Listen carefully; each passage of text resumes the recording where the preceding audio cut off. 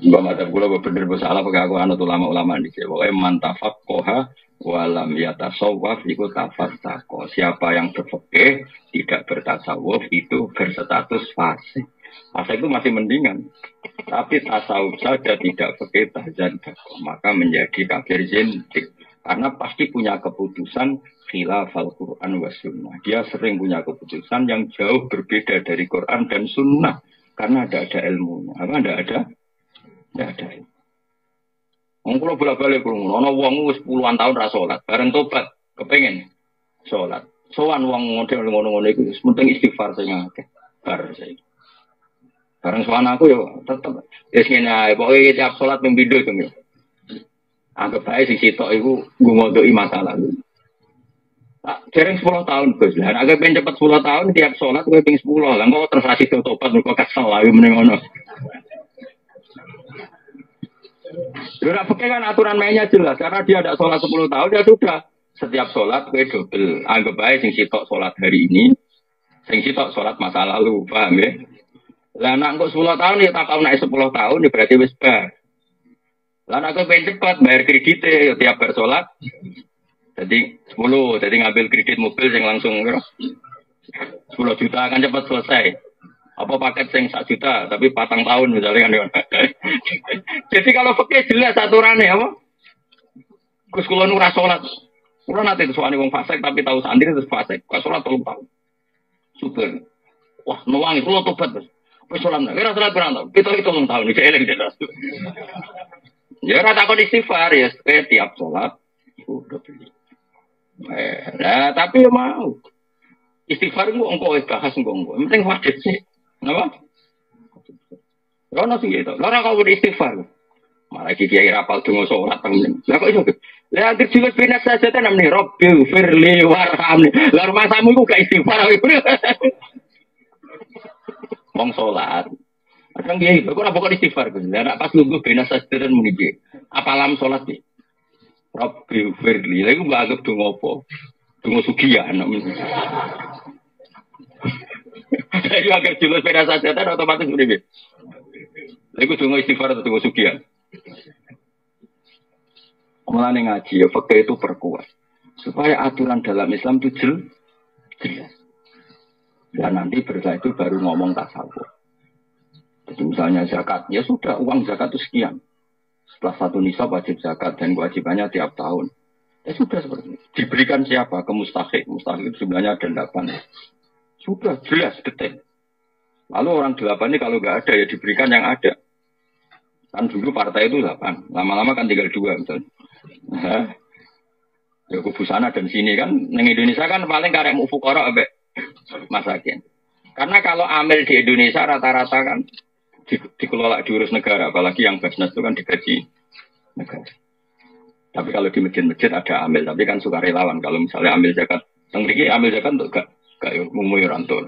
Rata-rata kancan nom-nom anak kiai ini anak kaji-kaji kan bisa gaya-gaya kan serabut untuk beras. Bukai malah tersinggung. Oh beras semua. Lewat usuke barang jadi ambil zakat kita bukai beras. Manuk tapi bukai beras yang mana? Kalau lah ya setuju ya ambil masjid tiga karena apa ya anak-anak muda itu kan bocah yang nggak banyak kepentingan. Ben kulino ikhlas lah. Cara ulo ben kulino ikhlas, ben ngono terus. Nah, ana sing suka ngekeki kopi ta rokokan ben bunga-bunga terus pokoke sementing. Sok janom kok ijen nom kok mikir apa? Beras perkara de rasa awake apa? Ambil. Iku apa-apaanan. Wong ora dididik ikhlas. Ora kula nu ra. Dhisik ambil zaman Nabi bayangane ra ngono do konto. Kanjeng Nabi ku ngutus Sayyidina Ali ku ning Yaman. Nggo ngurus zakat. Wis mbok bayangno Madinah Yaman. Wis ngono cek numpak unta. Mulane dhisik ambil iku apa untuk jatah. Aku yo kangelan tenan apa. Tapi kalau terus muni. Terus kowe dadi kok cara Gus ambil saiki ra untuk goblok lawas ya ndak boleh ora ngono maksud iku yo kira-kira dhewe ngono. Dadi dhisik gambarane ambil iku. Nabi ngutus Nabi ning Sayyidina Ali temu di Yaman. Terus ngendikan cung jupuk zakate wong Yaman. Engko carane ngelola ngene tuk khodu min agniyaihim faturatu ala fuqaraihim yo zakat dijupuk sangka wong sugih dikene wong fakir. Jadi dengan jarak seperti itu, kangelan seperti itu, ya pantesin untuk ambil. Pantesin tuh. Iku aku gak yakin nak Sayyidina Ali untuk mereka Bani Hashim. Ya, tapi jelas itu ya sembah lah. Pokoknya sementing wis bayang ngono. Mamane ku umpama amil entuk bayangno sing ana kangelan ya napa? Lah setahun pisan kok ngumpulane masjid terus diterone rondo-rondo. Iku nek nggo sepeda motor. Mbek kanca-kancane guyon ora aku ya ngopi, guyon-guyon terus. Sapa rondo sing kurang iki. Ya ngono bariku wis ngono apa? Terus gue beras 2 kilo mulai. Apalagi anak-anak muda biasanya kan lebih ikhlas kan, nggak pasti banyak kepentingan, banyak mikirnya sudah lah harus. Jadi kecuali kangelan, naik sojol, soalnya naik sojol. Di Indonesia gimana? Kalau ambilnya benar-benar kayak kemarin saya punya teman pengurus zakat di Riau. Nah itu kalau setuju untuk tak takoi zakat di mana nih? Dia itu ikut lembaga. Itu dari Kepulauan Riau yang kota itu dikirimkan ke pulau-pulau Riau kecil yang dalam layaran itu sampai 1 jam 2 jam. Ya, kayak di Karimun Jawa itu kan misalnya ada pulau-pulau kecil yang tertinggal. Jadi zakat ditororono, Gus. Ya itu kalau seperti itu kangelan gitu ada nantang marah bahaya, ya itu cara pulau ya untuk bagian. Mereka ya ono repot, ya ono apa? Dan dia memang tidak punya pekerjaan, dia pekerjaannya hanya sebagai pegawai amil zakat. Jadi pokoknya dikira-kira sendiri, dikira-kira sendiri. Nah, syukur-syukur sekarang banyak orang yang suka kemudian mengabdikan diri jadi relawan zakat malah bagus, dia tidak kepikiran dapat itu. Ya sudah, pokoknya sementing kalau seperti itu tuh nggak ada ukurannya istafti kolbak, tanyakan hatimu, itu pantas nombor, pantas nombor tahu.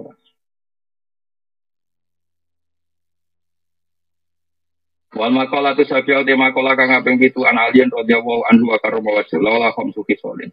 Umpama ora ana te 5 tingkake sifatin tegese pira-pira sifat mazmuatin kang den wujud. Nasara yektine diwodo dikritik disalahkan nasara yektine dadi sapa nasu manusa kulo kabeh nasu solihin saleh kabeh. Kalau saja tidak ada hal 5 ini pasti semua orang soleh. Kholisina tegese lepas kabeh. Kholis manane lepas atau terbebas kabeh minggu lifasatin sanging kabehane kerusakan. Awalu hati kawitane khamsun alqanaatun rima. Bil jahli lan goblok. Mari donya rusak nak goblok nerompo. Tenang wae. Air itu tekse rido bil jahli lan goblok. Bi adamil ilmi lan orang ngerti bidini lan agama. Ada 5 hal yang andekan ndak ada hal ini maka orang semuanya soleh. 5 hal sing dadekno wong ora saleh siji alqanaat bil jahl. Goblok ya tenang wae. Iku semari perkara napa? Goblok ya tenang wae. Ane kok sampeyan iku hebat. Gak tenang, mulane juga naso ibu libat ngaji esok-esok wah kodang itu. Berarti saya gak tenang. Ruya den wa Nabi sallallahu alaihi wasallam kala dawuh sapa Nabi, Allahu ta'ala ya begitu. Iku sajane ya bodo mau. Sajane cara gampang ya bodo. Allahu ta'ala ya bodo iku ora seneng sapa Allah. Allahu ta'ala ya bodo iku ora seneng sapa Allah. Nah ya begitu ya Allah ku ora nyenengno. Ning wong alim maksudnya Allah membuat orang alim normalnya ora seneng donya. Kayak ajane gampang ya bodo. Muni harokate ora harokate sing aran, harokate sing nulis ora harokate sing aran. Dadi nek saya beda ya sah wae. Sing harokate sing aran sing nulis. Sing nulis, nek sing harokate sing aran kula ya hormat ke Nawawi. Sing nulis ya kuwe-kuwe barang kadang. Allah ya bodo ora seneng sapa Allah kula alim ini saben-saben wong alim. Dunia kelawan dunia urusan dunia ku dene pinter tapi jahilin kudu bil akhirat lan urusan akhirat. Apa itu gak suka orang nak urusan dunia pinter ra karuan, nak urusan akhirat goblok ya gak karuan. Allah gak suka orang yang urusan dunia roh, nak urusan akhirat gak roh. Ruang riwayat hadis wal hakim marwi ana sallallahu alaihi wasallam qol zambul alim dosane wong ngerti ku zambul wahid tapi wa zambul jahil ku bani ku sallallahu. Ana kok aku mek kuwe dosane akeh kuwe pokoke wis zambul alim zambul wahid wa zambul jahil Dambani, iku musane apik muni dosa loro, ajane ora loro tok. Iki apik. Kok mesti temen kok loro kok penak. Loro pakai. Masuk loro ping, apa? Loro tapi apa? Ping berkali-kali. Rawu ngono hati coba dilam. Terus dosa meneh wal khirsulan ngungseng seneng banget alat dunia yang atas itu. Ruya denwa to Nabi sallallahu alaihi wasallam qol azudu tazwud fi dunya inda dunya. Iku yuriku iso nang nopo zuhud alkohol ing ati wal badan lan badan. Wa warabatu te seneng piye dalam dunya iku tutiku. Iku iso ngrepotno apa seneng alkohol bae ngaji wa badan ing badan wa terbroni. Waru ya anahu qala nikmati dar adunya. Nikmat iku nikmat banget apa adaru oma adunya utai dunya. Enak-enake omah ya dunya liman kedhe wong tajawada kang sangu sapa man minasang dunya li akhirati. Jadi dunia ini wilayah yang super, wilayah yang luar biasa.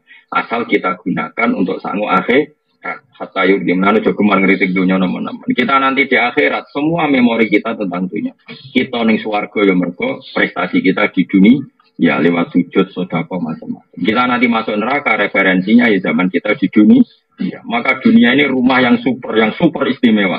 Asal syaratnya liman gede wong tajawada kang sangu sapa man minha sanging dunya di akhirati karena akhirate man hatta yurdi asih ngridano sapa man robbau ing pangerane man. Jadi ning dunya sujud lomo atine apik kabeh orientasine golek ridane Allah. Kalau kamu demikian dunia itu rumah super karena rumah yang mengantar kamu ke surga.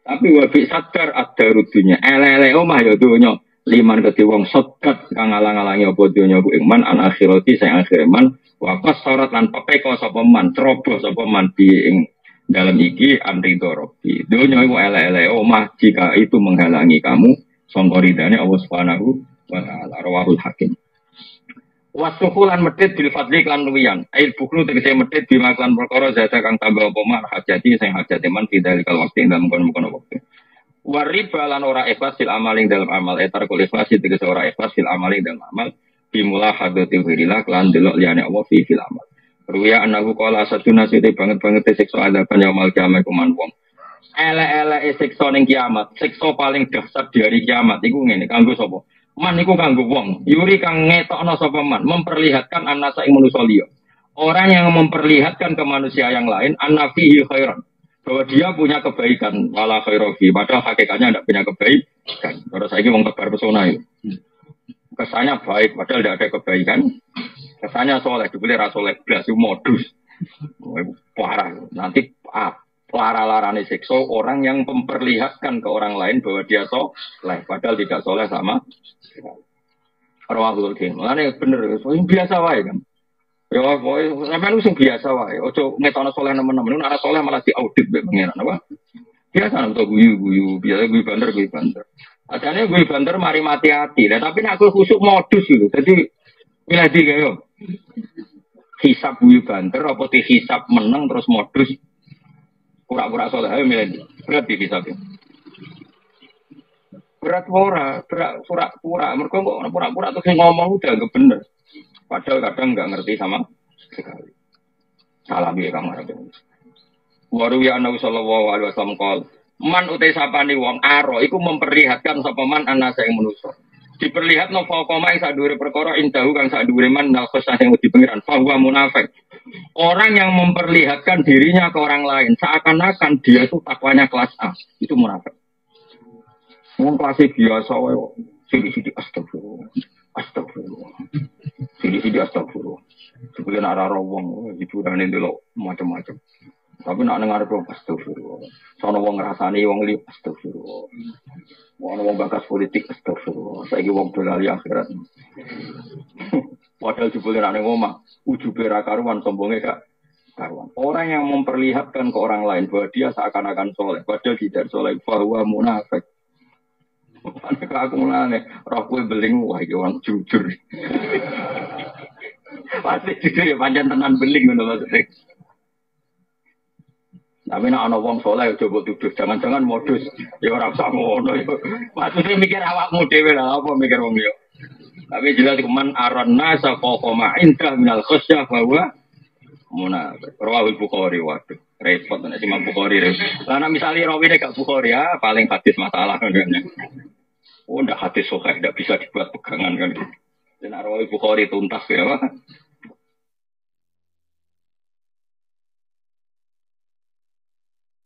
Soalnya biasa, kamu udah biasa. Kalau nu tak senengi bapak nu itu ya. Mau nak isuk nganten iki bayane bapak mlaku ya, ada keturunan ada mboten mlaku. Ngerti kok ideangi badhe ngemudi ngentekno dhuwit. Bingung ngomong itu jadi dhuwit. Ya senengane ngentekno dhuwit kan jajan. Ya ora mesti tinggal. Terus kadang jajan yang marung bayar udah 100.000. Zaman bapak sono di satu saja. Ini duit kok aten saya mau sepuluh. Oh lagi duitmu paling cilik.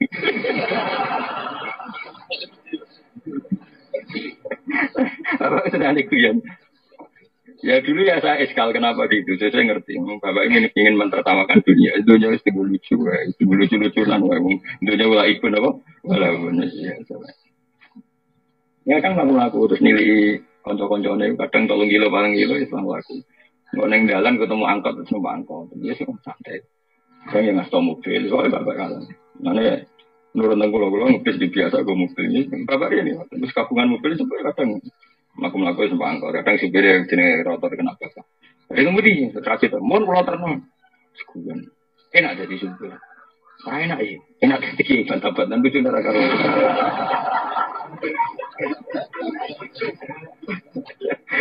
Tuan, sing kula kenang bapak cerita debatnya wong larat wong juga, itu paling tak kenal. Wong larat itu nak poso kan tetap macul, kadang macul buruh wong, kan repot wis macul sih buruh wong.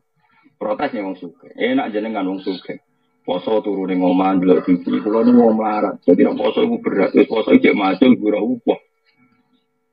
Umumnya wong larat kan cara berpikir begitu. Ora usah tak warai kan ngakoni, jadi maksudnya ora usah tak warai. Ya wis suke enak, lho enak jenengan. Kula niku wong suke. Ditangi turu ngopi, sarapan pecel, mengke awan sithik rames, mengke sore nyate. Jadi sing kula tinggal mangan niku kathah. Nek jenengan biasa ramangan. Lagi wong melarat iku sadar kan wong melarat kan enggak tahu berpikir cara wong sugih. Jadi kan tadi diwarai cara berpikir wong sugih. Akhirnya sing melarat iku lho nggih sami-sami berat. Wong sugih poso berat. Karena banyak yang ditinggal. Ya mau esok ngopi misalnya pecel awan titik ramah. Nggak awan gudeg nggak. Pemenang di wong Surabaya nanu kan sopo nang jenenge makan-makan acara. Jumlah ini semuanya digagal.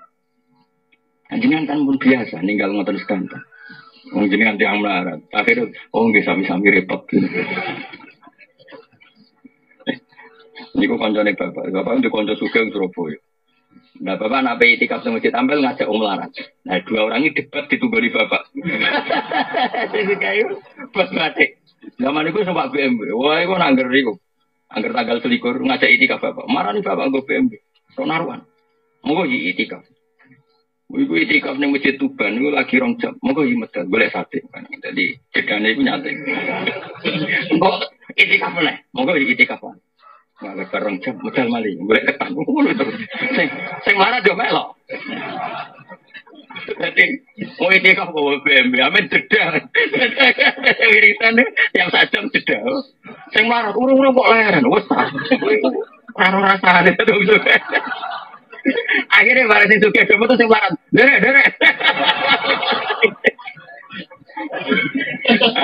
Kalau gak ada rencana, nanti kalau nanggir umurnya mau tambah mau rencana punya itikaf seperti itu.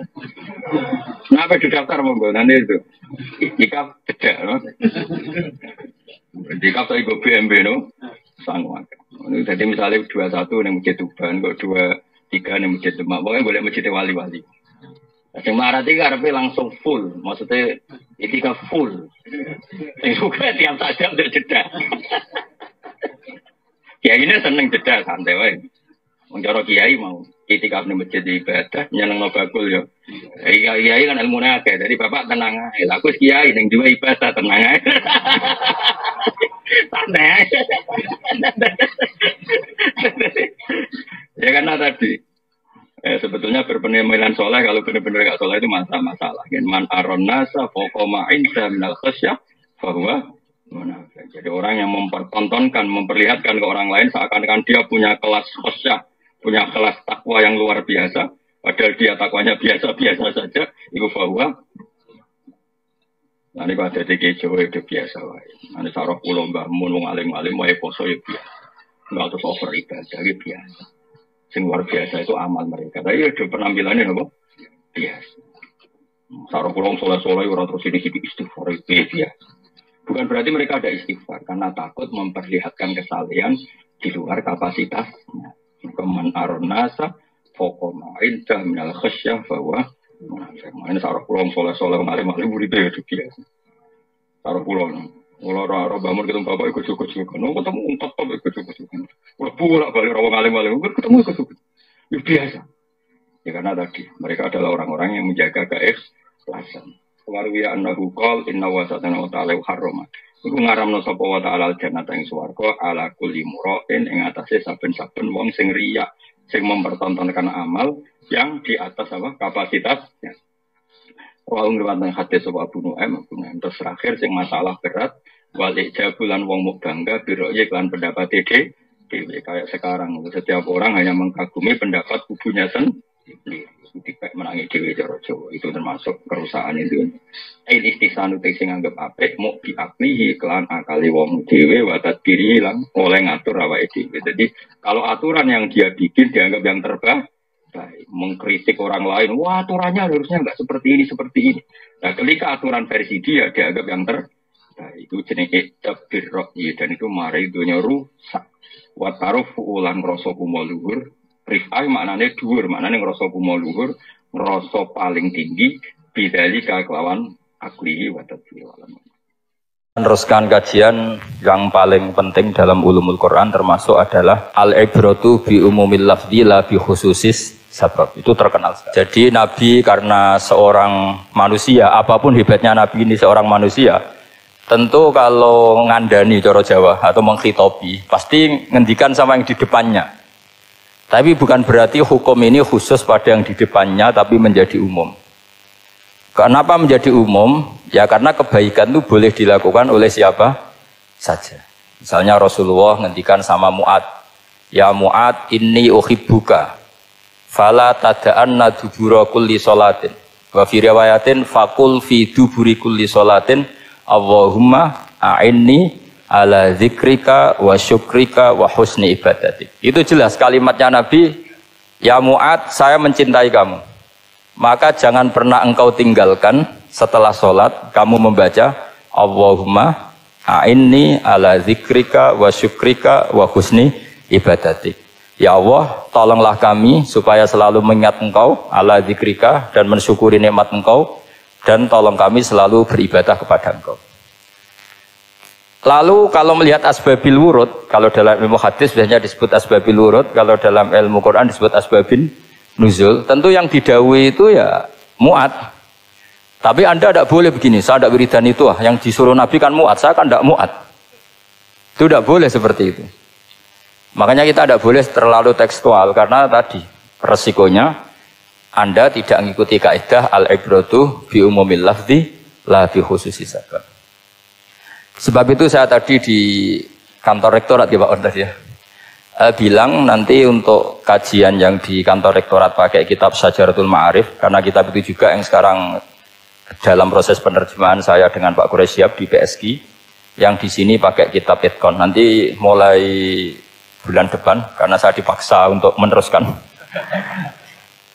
Ini sudah kayak Tuhan saja maksa-maksa.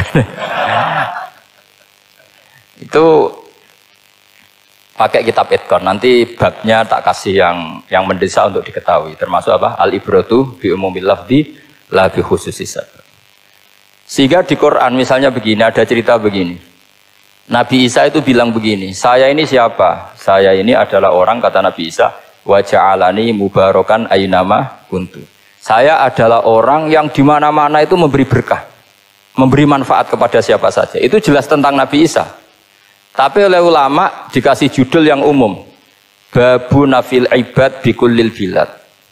Bab bahwa seseorang harus bermanfaat hidup di mana saja, kapan saja. Meskipun itu Allah cerita tentang Nabi Isa. Tidak bisa kamu bilang itu kan Isa, saya kan tidak Isa. Tidak bisa seperti itu. Isa adalah ibaratun an ahlil khairi. Isa adalah figur orang baik. Tentu yang dilakukan baik. Tentu kebaikan boleh ditiru siapa saja. Jadi sehingga nanti pada akhirnya nama-nama yang disebut Allah di Quran itu kalau nama orang baik tentu kita boleh ikut. Paham ya? Kalau nama orang buruk tentu kita tidak boleh ikut. Ya gitu aturannya. Sehingga tadi ada al-ibratu bi umumil lafzi la bi khususi sabab. Jadi yang jadi pegangan adalah standar kalimat umum dengan pemaknaan yang ditentukan ulama. La bi khususi sabab, tidak terkait sebab itu. Misalnya yang paling masyhur tentu dalam hadis Madinah itu kira-kira kan utaranya Mekah ya Pak. Kira-kira ya, utaranya Mekah apa selatannya? Utaranya kayak, utaranya. Dulu penduduk Madinah itu kalau bikin kloset itu, pokoknya kalau qada'ul hajat itu menghadap ke utara atau selatan. Terus kata Rasulullah, kalau kamu sedang qada'il hajat, sedang buang kotoran tuh jangan menghadap Ka'bah, juga jangan membelakangi Ka'bah. Itu Nabi redaksinya unik, walakin syarriku aw gharibu. Tetapi kamu menghadap barat atau menghadap timur. Itu semua riwayat walakin syarriku aw gharibu, tapi kamu menghadap barat atau timur.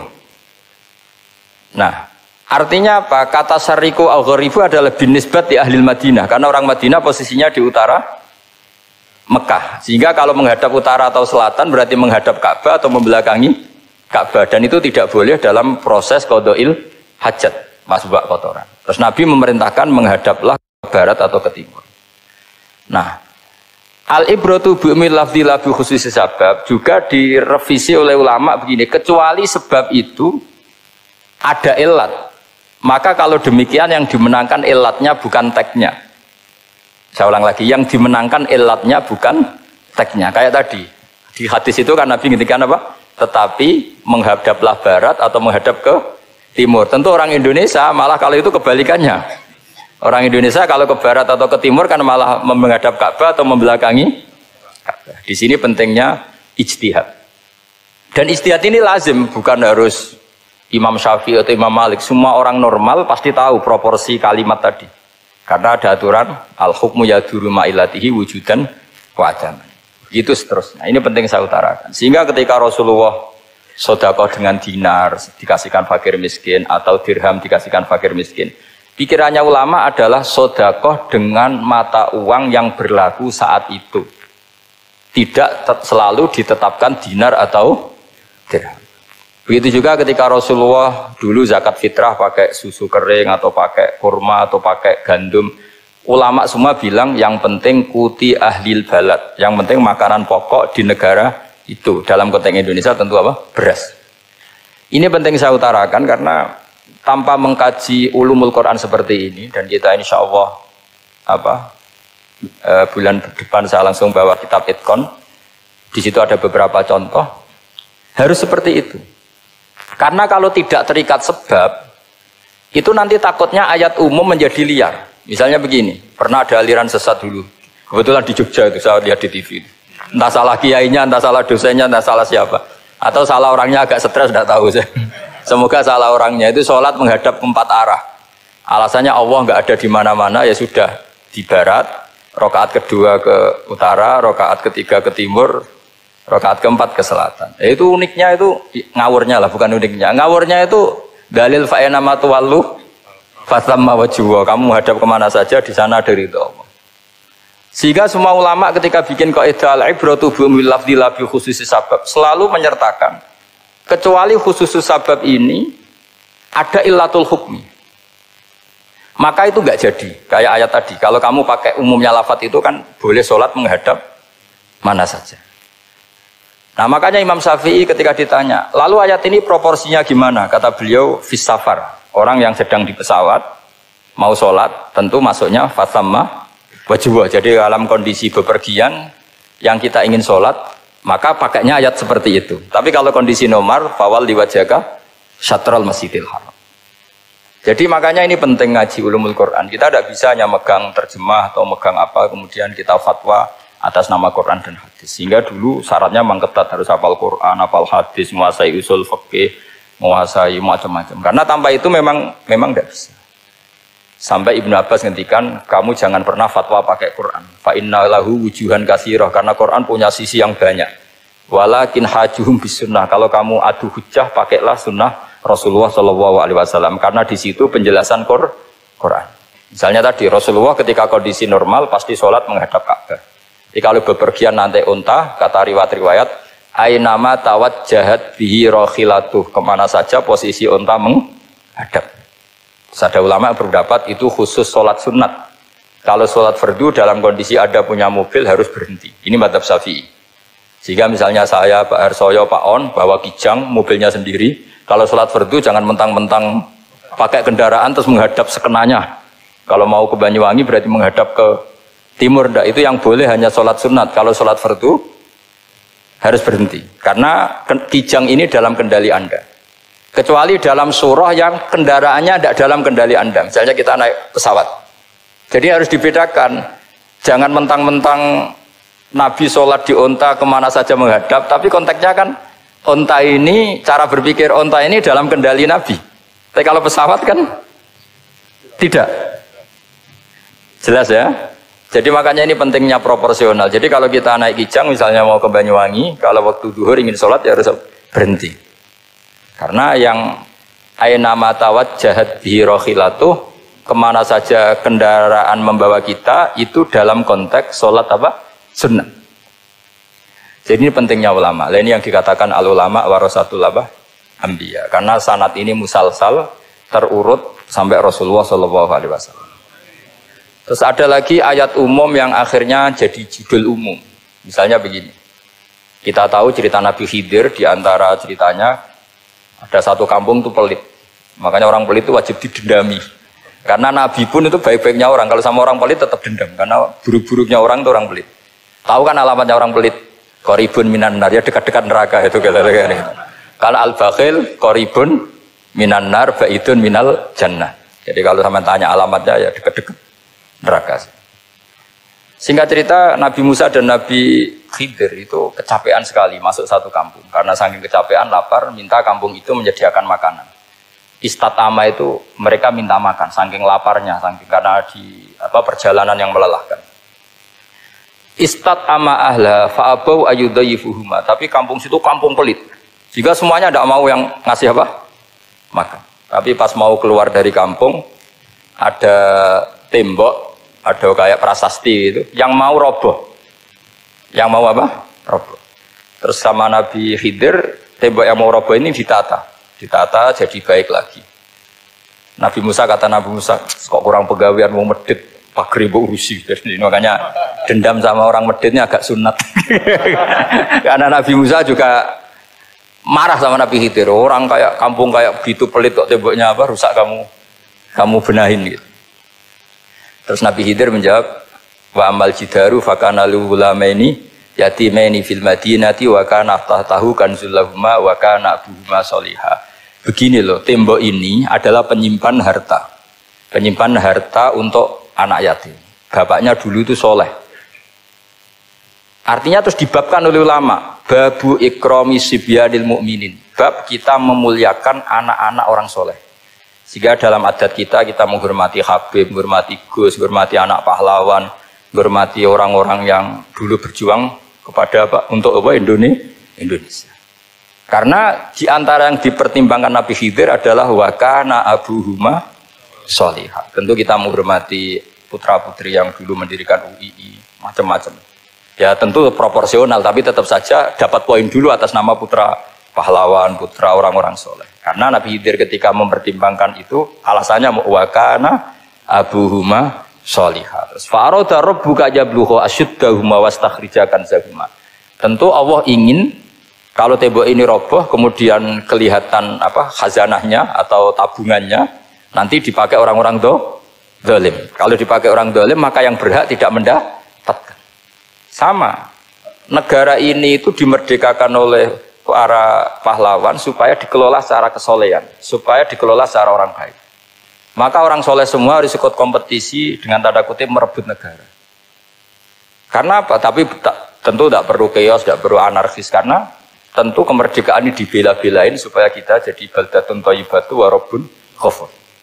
Sama, pertimbangannya Nabi Khidir, kalau ini kebongkar tersibak, pasti diambil orang-orang zalim. Dan akhirnya yang yatim tadi tidak dapat. Akhirnya dibabkan lagi di bab tertentu. Bab menjaga harta supaya tidak dikuasai orang zalim. Jadi akhirnya menjadi sekian varian ilmu. Pertama, varian ilmu bab menghormati anak orang soleh. Terus bab supaya harta ini tidak dikuasai orang zalim dan seterusnya dan Nah saya harapkan nanti dengan ulumil Quran kitab Itqan itu nanti aturan-aturan seperti itu tertanam pada Anda. Sehingga sebetulnya ulama fikih yang ngarang kitab sampai satu boto-boto itu sebetulnya ya normal-normal saja. Kalau sampean sudah mengkaji ilmu yang kayak saya kaji itu normal-normal saja. Misalnya begini, saya beri contoh ya. Orang munafik itu disifati Allah gimana? Wa idza qamu ila sholati qamu kusala. Orang-orang munafik adalah orang ketika mau sholat itu bermalas-malasan. Terus kitab Fathul Mu'in atau Fathul Wahab atau kitab semua kitab fikih bikin judul gini. Saya masih ingat takbirnya. Wa yusannu nasyatun li sholatin. Disunatkan kalau sholat itu ketok gumrigah, ketok semangat. Fa inna Allaha ta'ala dzamma tarikihi, karena Allah mengkritik atau menyalahkan orang yang kalau sholat itu tidak nasyat, tidak gumrigah, tidak semangat. Mergo seperti itu adalah fi'lul munafikin, perilakunya orang munafik. Terus ditulis wa idza qamu ila sholati qamu kusala. Artinya di situ Allah mengkritik orang munafik. Kenapa? Karena kalau sholat malas-malesan. Anda ingin bersifat kayak orang munafik apa bersifat kayak Rasulullah? Tentu ingin seperti Rasulullah. Kalau ingin seperti Rasulullah ya wasari'u ila maghfiratim mir rabbikum. Kalau ada kebaikan harus cepat-cepat, harus disegerakan. Nah, sehingga nanti babnya ya sudah tidak tentang orang munafik. Babnya begini, babul musara'ah ilal khairat wa tarkil kasli. Bab bergesa-gesa atau bergegas dalam kebaikan dan meninggalkan malas. Jadi tidak lagi tentang sholat tapi tentang kebaikan apa saja. Jadi kalau kamu punya hutang bisa nyaur jam 7, nyaur jam 9 pasti disalahkan Allah. Karena bisa saja dalam 2 jam ini kita mati. Paham ya? Begitu juga kalau kita sholat bisa awalal waktu, kenapa tidak awalal waktu? Meskipun akhir waktu ya dibolehkan. Itu ya tadi babnya ya tentang wa idza qamu, orang munafik itu ya seperti itu. Akhirnya apa? Ayat ini turun tentang orang munafik tapi pemaknaannya umum. Ini disaksikan apa? Orang-orang tua kita ini ada Pak Ersoya, ada Pak On. Pemahaman ini harus dikawal dan ini tradisi ulama. Saya pastikan di pondok-pondok atau di Al-Azhar di mana saja, itqan itu dipakai disertasi doktor. Jadi kalau betul nanti kita mengkaji itu sudah doktor semua, doktor tafsir semua. Dadaan maksudnya. Memang itu mau tidak mau dan itu mudah sekali. Saya ulang lagi itu mudah sekali. Kenapa kata Imam Syafi'i fa innal uqula muttaratun ila qabril haqqi, karena akal itu dipaksa untuk menerima kebenaran. Ciri utama kebenaran kata Rasulullah matma'an nabi qabr. Jadi menerima itu pasti clear. Makanya disebut kebenaran itu ma'ruf, mudah dikenali.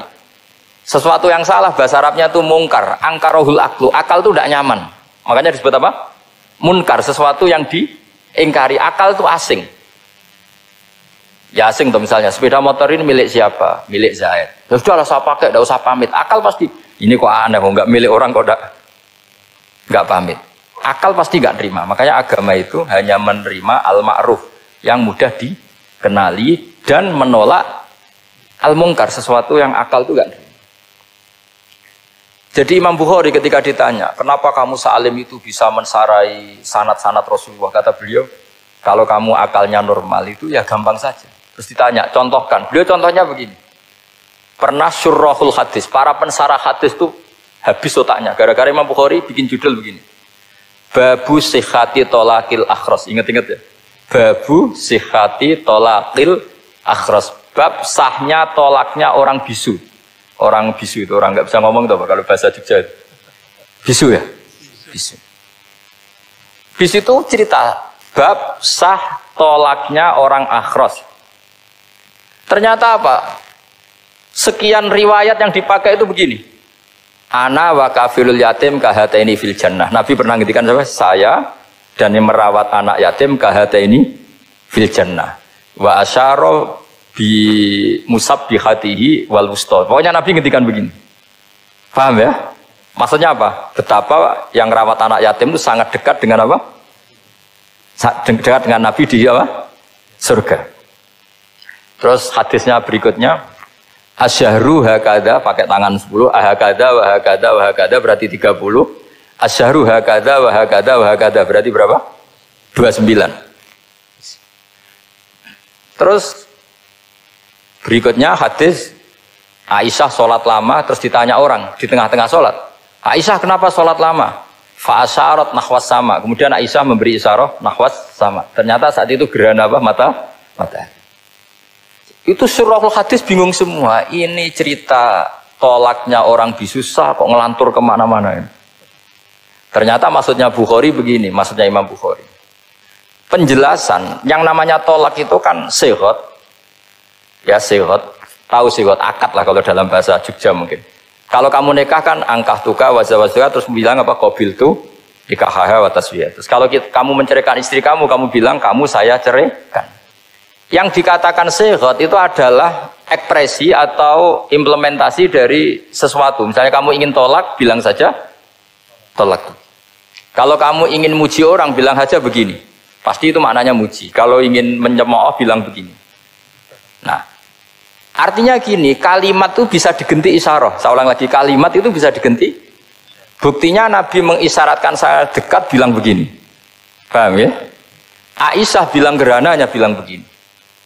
Nah, kalau begitu orang yang bisu ya punya cara menceraikannya. Dia cukup melakukan isyarat. Yang isyarat itu pasti difahami sebagai cerai. Artinya kalau orang memahami Quran hadis seperti itu, hal-hal yang mungkin nggak terlintas dalam pikiran Anda, ternyata itu jadi dalil. Artinya apa? Rasulullah yang bisa ngendikan saja kadang menjelaskan sesuatu pakai isyarah. Nah, dengan demikian terus jadi rumus al-isyarah al-mufhimah bimanzilatin nutki. Isyarah yang memahamkan sama dengan ucapan. Sehingga ini pengganti ijab qabul. Itu cara-cara memahami istihad, memahami Quran dan hadis. Caranya gimana? Kita harus belajar ulumul Quran. Ya, perangkat yang dipakai seluruh dunia termasuk kitab Itqan itu. Dan kitab Sajaratul Ma'arif itu yang saya kaji dan dikaji seluruh ulama di dunia. Karena saya tidak biasa ngaji tanpa kitab yang perlu kita kaji. Saya sendiri itu bisa seperti ini ya barokahnya kitab-kitab itu. Jadi gak terlintas tapi ya tadi. Rasulullah yang bisa ngendikan saja, sering iktifa, sering ngalap cukup dengan apa? Isyarah. Oh kalau gitu berarti al-isyarah bimanzilatin nutki. Isyarah itu sama dengan ijab dan qabul. Apalagi ini orang akhros, orang bisu yang nggak bisa ngomong. Lalu kalau tolak kayak apa, kalau nikah kayak apa? Ya tapi Imam Bukhari itu uniknya tadi bikin judul Babu Sihati Tolakil Akhros, kemudian cerita anak wa kafilul yatim. Nah, itu kalau orang kan nggak sambung, ini sambungnya di mana? Kok malah cerita anak yatim? Ternyata kata kuncinya kahata ini seperti ini dan orang paham sangat sangat. Makanya hati-hati dengan isyarah karena kalau itu betul mengganti lafadz, berarti Anda kalau nyuwun sewu melafadzkan tolak terganti isyarah, ya agak masalah itu. Tapi semoga enggak lah. Istri satu kok dicerai nanti nggak punya istri nanti malah repot. Tapi ini kan saya cerita ilmu saja. Ya saya cerita apa? Cerita ilmu. Jadi kalau ada orang bilang semua yang ada di dunia itu ada di Quran. Itu caranya ya seperti ini. Jangan kayak orang-orang yang terlalu tekstual. Karena kalau seperti ini pasti semua ada di dunia itu ada di Quran. Karena cara pemahamannya seperti ini. Saya sering ditanya kenapa bumi ada likuifaksi macam-macam. Memang dari Quran bayangannya Quran seperti itu. Amin tuman fis sama ayyakhsifa bikumul ardo fa idza hiya tamur. Memang dari awal Allah bikin bumi ini potensinya malah likuifaksi. Potensinya itu melumer. Tamur itu memang maknanya melumer. Dan ketika Allah nyifati bumi wal ardi dzatis sada, sod itu maknanya pecah. Dan Allah tidak sekedar mengatakan pecah, dzatis sod sifat dasar bumi itu mudah pecah. Jadi kalau dzat itu sifat dasar. Jadi meskipun Quran tidak meneliti spesifik kayak para ahli gempa, tapi dari awal Allah ngendikan bumi itu dzatis sod wal ardi dzatis sod. Bumi adalah berkarakter pecah. Kenapa berkarakter pecah? Karena dari awal bumi ini lempengan-lempengan. Di Qurannya dijelaskan gitu. Wa fil ardi qita'um mutajawirat. Bumi ya kelihatannya banyak, kelihatan satu, sebetulnya dari qit'ah, dari potongan. Qit'ah itu jamaknya qita'. Terus disebut mutajawirat, saling berdampingan. Kalau dalam bahasa Arab berdampingan itu berarti sel-selnya beda. Kalau bahasa Arab bilang sesuatu yang bercampur namanya mukhalatoh, jadi satu. Kalau yang beda jenis namanya mujawarah. Nah, Al-Quran itu bilang wafil ardi qita'um mutajawirat. Bumi ini karakternya per potongan-potongannya karakternya beda-beda. Sehingga memang potensinya bumi ini hancur. Apalagi dari awal memang dipersiapkan mau dihancurin. Makanya nggak usah takut kiamat. Memang rencana Tuhan mau dihancurin. Makanya sanggup takwa saja. Kalau ingin menghentikan penghancuran ini tidak bisa. Itu sudah dalam rencana Tuhan pasti dihancurin. Makanya kalau orang sufi ditanya, kenapa tidak bangun rumah? Tuhan aja mau rencana ngancurin bumi, kok saya rumah tak tata nanti juga hancur. Ya. Tapi kalau di Islam kota saya ngomong gitu kan dia kayak ini orang nggak jelas ini. Gitu. Padahal yang kedonyan itu yang nggak jelas sebetulnya. Tapi ini saya cerita jadi supaya UII ya yang didirikan ulama-ulama. Saya masih ingat ketika Profesor Zaini cerita, Pak Zaini saya ini kan kiai, saya tidak punya gelar apa kok jenengan minta bantuan ini. Katanya Pak Zaini dulu UI ya didirikan banyak kiai dan sebagian pendirinya juga nggak punya gelar katanya. Gitu. Tapi mendingan nggak punya gelar manfaat daripada punya gelar nggak manfaat. Malah problem. Tapi ya nggak masalah. Sudah ada manfaat, tidak punya gelar malah repot lagi. Sudah cara berpikir gitu saja. Sudah. Pokoknya sementing semuanya baik apa saja. Jadi nanti setelah sampean mengkaji ulumul Quran ya tadi seperti yang dikatakan Imam Syafi'i itu gampang sekali. Kenapa gampang? Karena fa'innal uqula muttarratun ila qabulil haq. Akal ini pasti dipaksa untuk menerima kebenaran. Kayak saya berkali-kali ditanya sama seorang kiai, kenapa sih Gus masalah la ilaha illallah kok sampai Nabi ngendikan wa in zana wa in saraka. Siapapun yang melafadzkan la ilaha illallah Muhammadur Rasulullah itu suatu saat pasti masuk surga. Meskipun dia pernah zina, pernah maling. Itu jelas teks hadis di Bukhari, di Muslim wa in zana wa in saraka. Meskipun zina dan ini bukan berarti Nabi melegalkan perzinahan, enggak, ma'adzallah, enggak akan terjadi. Nabi melegalkan perzinahan. Tapi Nabi ingin ngendikan begini. Absolutisme kebenaran itu tidak terganggu oleh kesolehan dan kefasikan. Karena kebenaran absolut siapapun akan ngomong seperti itu. Saya berkali-kali nyontohkan, Rektor Al-Azhar akan bilang 1 tambah 1, 2. Klonte ya bilang 2, koruptor ya bilang 2, KPK ya bilang 2, 01 ya bilang 2, 02 ya bilang 2. Karena absolutisme kebenaran. Dan Nabi itu ingin mengatakan bahwa Allah Tuhan ini kebenaran sejati. Sehingga siapapun yang melafadzkan sah. Jika orang yang kafir 70 tahun sekali melafadzkan syahadat sah, tidak usah begini. Pak kafir, soleh dulu ya beberapa tahun gitu. Baru Anda sah melafadzkan kalimat la ilaha. Tidak ada seperti itu. Semua ulama ijma, orang kafir 70 tahun melafadzkan la ilaha illallah sekali langsung menjadi muslim. Kenapa sah? Kebenaran absolut tidak bersyarat kesolehan maupun kefasikan. Ya kata tadi, orang bilang 1 tambah 1 harus profesor apa anak TK boleh? Jangan mentang-mentang profesor, doktor, rektor, UGM, atau UI. Tadi anak kecil bilang berapa? 1 tambah 1, 2. Sudah, aku tak bilang 4. Tidak bisa. Kebenaran absolut itu orang akan sepak. Nah, Quran itu termasuk kebenarannya absolut. Maka harusnya siapapun bisa memahami Quran. Termasuk orang yang sebelum Islam. Sekarang saya tanya ke sampean, ketika Umar masuk Islam karena dengar Quran itu dulu dengarnya apa dulu Islamnya? Dulu dengarnya dan dia paham. Wa ma huwa min kalamil basar, ini tidak mungkin omongan manusia seindah ini. Karena mudah difahami Quran. Nah sekarang enggak, karena ada sistem akademik. Itu terus orang macam-macam urutannya. Jadi repot sekarang. Kalau kata tafsir At-Tabari lebih ekstrim lagi. Itla yuqalu masalan ifham bima la aklala. Jadi orang-orang kafir ini kan, orang-orang kafir Mekah ini kan Rasulullah jadi nabi ini kan semua orang masih kafir. Gak ada mahasiswa UI, gak ada orang NU, gak ada orang Muhammadiyah. Semuanya orang kafir, semuanya masih kafir. Terus Nabi membawa Quran, maka khitab pertama itu bukan ya ayuhan nahdiyun, ya ayuhal Muhammadiyun. Khitab pertama kul ya ayuhal kafirun, karena pendengarnya semuanya kafir. Dan itu mereka paham. Tapi nanti soal hidayat nomor 2, tapi mereka itu yang jelas paham. Sehingga banyak orang kafir yang menjadi muslim karena mendengar Al-Quran. Jadi ini penting diketahui karena kebenaran itu milik siapa saja dan akan mudah dipahami. Kayak tadi, kalau 1 tambah 1, 2 itu rektor ya bilang 2, anak TK ya bilang 2, musuh kamu ya bilang 2, kamu atas nama sentimen dengan musuh pun tetap bilang. Nah di sini kadang Nabi ngendikan mangqala la ilaha illallah dakhalal jannah wa in zana wa in saraka. Proporsinya seperti itu, bukan berarti Nabi melegalkan zina, bahwa kalimat ini kalimat yang kebenarannya absolut sehingga siapapun sah mengatakan itu, meyakini itu meskipun punya masa lalu seperti itu. Jadi jangan salah makna terus Nabi melegalkan, tidak sama sekali. Jadi saya mohon ini jadikan satu ilmu, bahwa ilmu adalah tetap apa? Sehingga ada ayat kulil ladzina kafaru iyantahu yughfar lahum ma qad salam. Katakan kepada orang-orang kafir sekali menghentikan kekafirannya yughfar lahum ma qad salam, maka kekafiran di masa lalu dianggap hilang dan dia hanya dengan status yang sekarang yaitu seorang mukmin. Karena dia disahkan melafadzkan la ilaha illallah.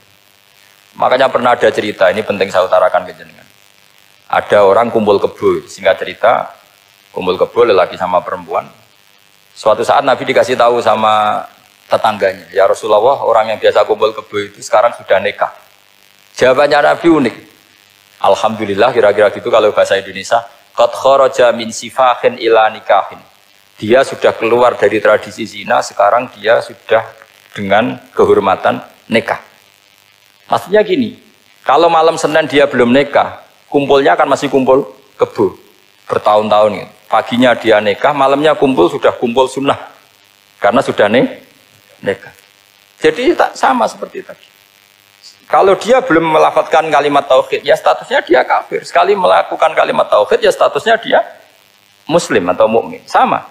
Ketika hubungan intim tanpa nikah namanya sifah perzinaan. Sekali nikah ya namanya sunnah. Jadi semudah itu. Dan Nabi tidak tanya macam-macam. Mau ngendikan qad kharaja min sifahin ila nikahin. Sudah keluar dari tradisi sifah menuju nikah. Pertanyaannya gini, kenapa enggak disyaratkan ini itu untuk nikahnya? Misalnya macam-macam. Ya sebetulnya syarat itu pasti ada, cuma begini loh. Orang yang ingin menghentikan keburukannya harus kamu katakan sah sekarang juga. Karena kita mengesahkan penghentian keburukan. Jangan lalu orang yang mau tobat malah dipersulit. Jadi misalnya la ilaha illallah, kamu belajar makhraj dulu, bila bilangnya la benar. Belajar bahasa Arab dulu. Ya kacau. Apalagi saya persiapkan seremonialnya dulu, nanti di masjid di syuting supaya satu Indonesia tahu yang Islamkan saya itu kiainya yang engkek malah repot lagi. Ini penting saya utarakan supaya clear. Jadi saya ulang lagi, al-ibratu bi umumil lafzi la bi khusus sabab. Allah ya gak apa-apa cerita Nabi Musa, cerita Nabi Isa, cerita misalnya begini, bolehkah orang soleh itu jadi raja? Jawabannya harus bilang boleh, karena Allah pernah menfigurkan tokoh soleh yang bernama Sulaiman dan Daud dan beliau adalah raja. Ketika Imam Syafi'i ditanya, bolehkah orang Islam tidak kawin? Ya asal dia ada zina ya boleh, karena Allah menyebut hamba yang soleh dan sebagian mereka tidak nikah, yaitu Nabi Yahya dan Nabi Isa. Yaitu wasayyida wa hasura wa nabiyya minas sholihin. Jadi cara berpikir Imam Syafi'i gampang. Bagaimana hukumnya orang Islam yang enggak nikah padahal dia tapi asal enggak zina loh ya. Ya jawabannya ya boleh karena Allah mensifati Nabi Yahya dan Isa dengan status hasur, tidak apa? Nikah. Bolehkah seorang soleh jadi raja? Ya boleh. Daud dan Sulaiman itu seorang soleh dan jadi raja. Bolehkah orang soleh itu fakir? Wah sudah banyak, enggak usah dibolehkan sudah banyak kan. Jadi gampang sekali Quran di depan ahlinya itu. Jadi kalau Imam Syafi'i ditanya, fa inna wa ta'ala dzakara abdan sholihan wa qala wa sayyida wa hasura wa nabiyyam minas sholihin. Ternyata ini orang yang ditanya, apakah boleh orang soleh itu jadi politikus, jadi pejabat? Ya boleh saja. Faqad ataina ala Ibrahim al-kitab wal hikmata wa atainahum mulkan azim. Jadi ini yang boleh bukan sekedar Ibrahim. Padahal di ayat itu tentang ala Ibrahim. Cara berpikir ya tadi, ternyata kesalehan tidak mengganggu jabatan. Ya tentu ya maksudnya untuk kesalehan juga. Jika agama ini gampang. Makanya kalau ada yang tanya, bagaimana perempuan punya aktivitas? Ya jawabannya asal kebenaran ya boleh. Allah cerita Bilqis dan itu raja perempuan. Di hadis banyak ketakapan Aisyah memimpin, macam-macam. Jadi gampang saja. Nah, kenapa sekarang banyak orang berdebat tentang Quran dan nyuwun sewu sampai pada level gontok-gontokan ekstrim? Karena mereka nggak mau belajar ulumul Quran. Kegiatannya debat, tukaran. Yang bingung kita, yang waras ngalah lah kira-kira gitu. Ini nggak pernah ngaji Quran, gegernya. Ya kacau. Ada ulumul Quran, jadi yang namanya kitab Al-Itqan. Dan itu dibukukan oleh ulama. Dan gampang sekali. Pernah ya Sayyidina Umar ketika Futuhat, beliau sudah Futuhat itu mengalahkan musuh-musuh Islam yang memusuhi Islam. Perlu dicatat, musuh-musuh Islam yang memusuhi Islam. Karena kalau yang tidak memusuhi Islam nggak boleh dimusuhi juga. Ya. Singkat cerita ditanya, kenapa kita tidak tasakuran besar-besaran, kita kan sudah menang. Padahal disambut sedemikian rupa. Jawabnya Umar apa? Inna wa ta'ala qad ayyara qauman faqala adhabtum thayyibatikum fi hayatikumud dunya wastamta'tum biha. Allah itu mengkritik kelompok kaum yang dalam hidupnya itu foya-foya. Maka saya akan mengurangi foya-foya itu supaya saya menyisakan jatah foya-foya saya sampai di surga. Nanti orang kafir ketika dimasukkan neraka di antara taubehnya Allah. Taubeh itu ya semacam kayak disalahkan gitu. Adhabtum thayyibatikum fi hayatikumud dunya, jatah-jatah kenikmatan kamu, salah kamu habiskan di dunia. Sehingga kita harus pernah pas enak-enaknya tidur, tahajud, wiling-wilingan, ngurangi jatah. Sayyidah Aisyah tuh cantik sekali, tapi sudah turu mujur di depan Nabi, Nabi tetap sholat. Kalau sampai istrinya tidak cantik saja, nggak pernah tahajud. Itu masalah besar, itu Aisyah itu kenangannya Aisyah. Saya ini kurang cantiknya. Sampai Nabi kalau sholat digoda tidur di depannya, masyhur. Wa ana mu'taridotun. Saya tidur malang di depan Nabi. Nabi kalau berdiri sikilnya aku tak glojorno. Kalau Nabi mau sujud, tak ingkretno. Nabi terus saja tahajud. Dan saya yakin itu sunnah, tidak ada yang niru itu. Aisyah loh, bukan yang Saudah, Aisyah. Di semua riwayat itu, kalau Saudah kan mungkin, wah pantesan Saudah kan gitu. Ini Aisyah. Terus ada cerita lagi, betapa Rasulullah memang Nabi betul. Aisyah itu istrinya paling cantik. Kan yang nyanyi cantik itu hanya Aisyah, Zainab sama Sofia. Kira-kira rivalnya itu. Ya rivalnya itu, kira-kira. Ya sebagian ya cantik tapi enggak sekelas ini. Rasulullah itu malam-malam keluar. Terus pikiran Aisyah, pasti ke sebagian rival saya. Doroh itu maru. Coba. Dibuntuti sama Aisyah. Nabi enggak tahu kalau dibuntuti Aisyah. Ini hadis riwayat doa masuk kuburan. Maka, jadi hadis itu ya unik, kalau enggak di tangan ulama itu jadi kacau. Babu doa li ahlil kubur, bab mendoakan ahli kubur itu babnya itu tentang cemburu. Walhasil karena Nabi keluar, wah ini mesti itu enggak bener ini, paling ke Sofia atau ke ya pokoknya Zainab, pokoknya yang cantik-cantik. Ditututi sama siapa Aisyah. Nabi enggak tahu hal itu. Ternyata Nabi itu kebagi itu assalamualaikum daraqaumil mukminin wa inna insyaallah bikum lahikun. Jadi barokahnya cemburu, hadis itu ada rawinya. Oh, ternyata ke kuburan toh. Itu sampai pulang, jadi hadis itu diriwayatkan Aisyah. Ghirtu itu cemburu, saya ini cemburu sama Nabi. Malam-malam keluar, tak tututi juga mau kuburan. Lah, sahabatnya tanya, muridnya Aisyah, lalu baca apa? Assalamualaikum daraqaumil mukminin wa inna insyaallah bikum lahikun. Kalau sampean kan enggak, dibuntuti dok bar tenang. Mesti barbaran. Jadi ini penting saya utarakan. Jadi coba ulumul Quran dikaji secara baik. Insya Allah nanti maknani Quran itu mudah. Karena memang sesuatu itu harus ada ilmu. Ya sesuatu itu harus ada ilmu. Banyak ulama itu nangis karena mudah memahami rahmat Allah. Abu Yazid Al-Bustami itu jadi wali bukan karena banyak wiridannya, enggak. Dia setiap makan itu memuji begini, ya Allah, engkau itu tidak butuh saya, tapi kenapa ngasih makan saya? Kalau majikan ngasih makan karyawannya kan supaya mau kerja. Semua kebaikan manusia itu pasti ada imbalannya. Tapi engkau itu tidak butuh apa-apa, kenapa ngasih nikmat kepada manusia padahal engkau tidak butuh? Itu kan aneh betul. Kalau apapun ikhlasnya orang, kalau ngasih itu kan ada maunya. Meskipun sudah bilang ikhlas. Oh sudah, tapi kalau Allah itu tidak butuh. Misalnya ada orang nyumbang masjid ikhlas, tetap di hatinya, benak Jumatan Pak Quran yang dinti, tetap ada kepentingannya. Tapi kalau Allah, sehingga cara mensifati Allah itu luar biasa. Makanya orang jadi wali itu diantara kata Rasulullah, Inna woha la yardu anil abdi idha akalal aklah fayahmaduhu alaiha au yashrubah syarbah fayahmaduhu alaiha. Allah itu sangat ridho.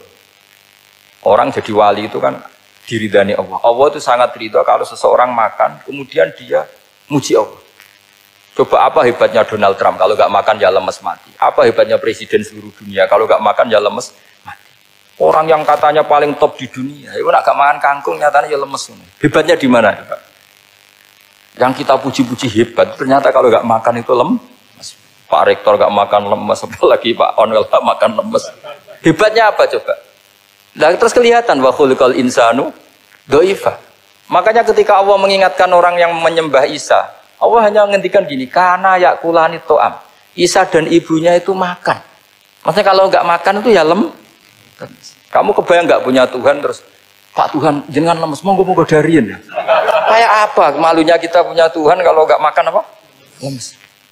Terus nanti cerita, alhamdulillah tadi Tuhan mampir sini. Tadi lemes lah tak kasih makan, bergas lagi. Makanya orang kritiknya mesti sederhana. Karena ya kulan itu, kok kamu Tuhan kan gimana? Ini kalau nggak makan itu. Tapi kita sering keliru mengatakan Presiden Amerika itu super power hebat. Hebatnya di mana seorang manusia? Kalau nggak makan ya. Ini makanya Allah ngintikan wa khuliqal insanu dhaif. Sehingga banyak para wali itu dekat Allah ketika makan. Bukan apa, karena tadi makannya itu tidak kayak sampai anak makan banyak lahap segala-galanya udah gitu. Itu tidak setiap makan ya Allah betapa lemahnya saya. Yang katanya rektor, yang katanya profesor, katanya orang alim kiai, katanya pengurus NU, pengurus Muhammadiyah, ternyata kalau tidak makan lemes. Kerennya di mana lemes? Sehingga terus tawadu, terus macam-macam. Jadi ini penting. Jadi Allah mengingatkan manusia itu dengan makan. Makanya Nabi Rasulullah ngendikan Allah itu sangat ridho seseorang yang setiap makan muji Allah. Tapi sekarang orang makan itu banyak yang enggak menjiwai. Karena ada aturannya sebetulnya, ngunyahnya sampai sekian kali. Ya, tapi sekarang kan sudah ada seperti itu. Makanya sekarang wali sudah enggak banyak.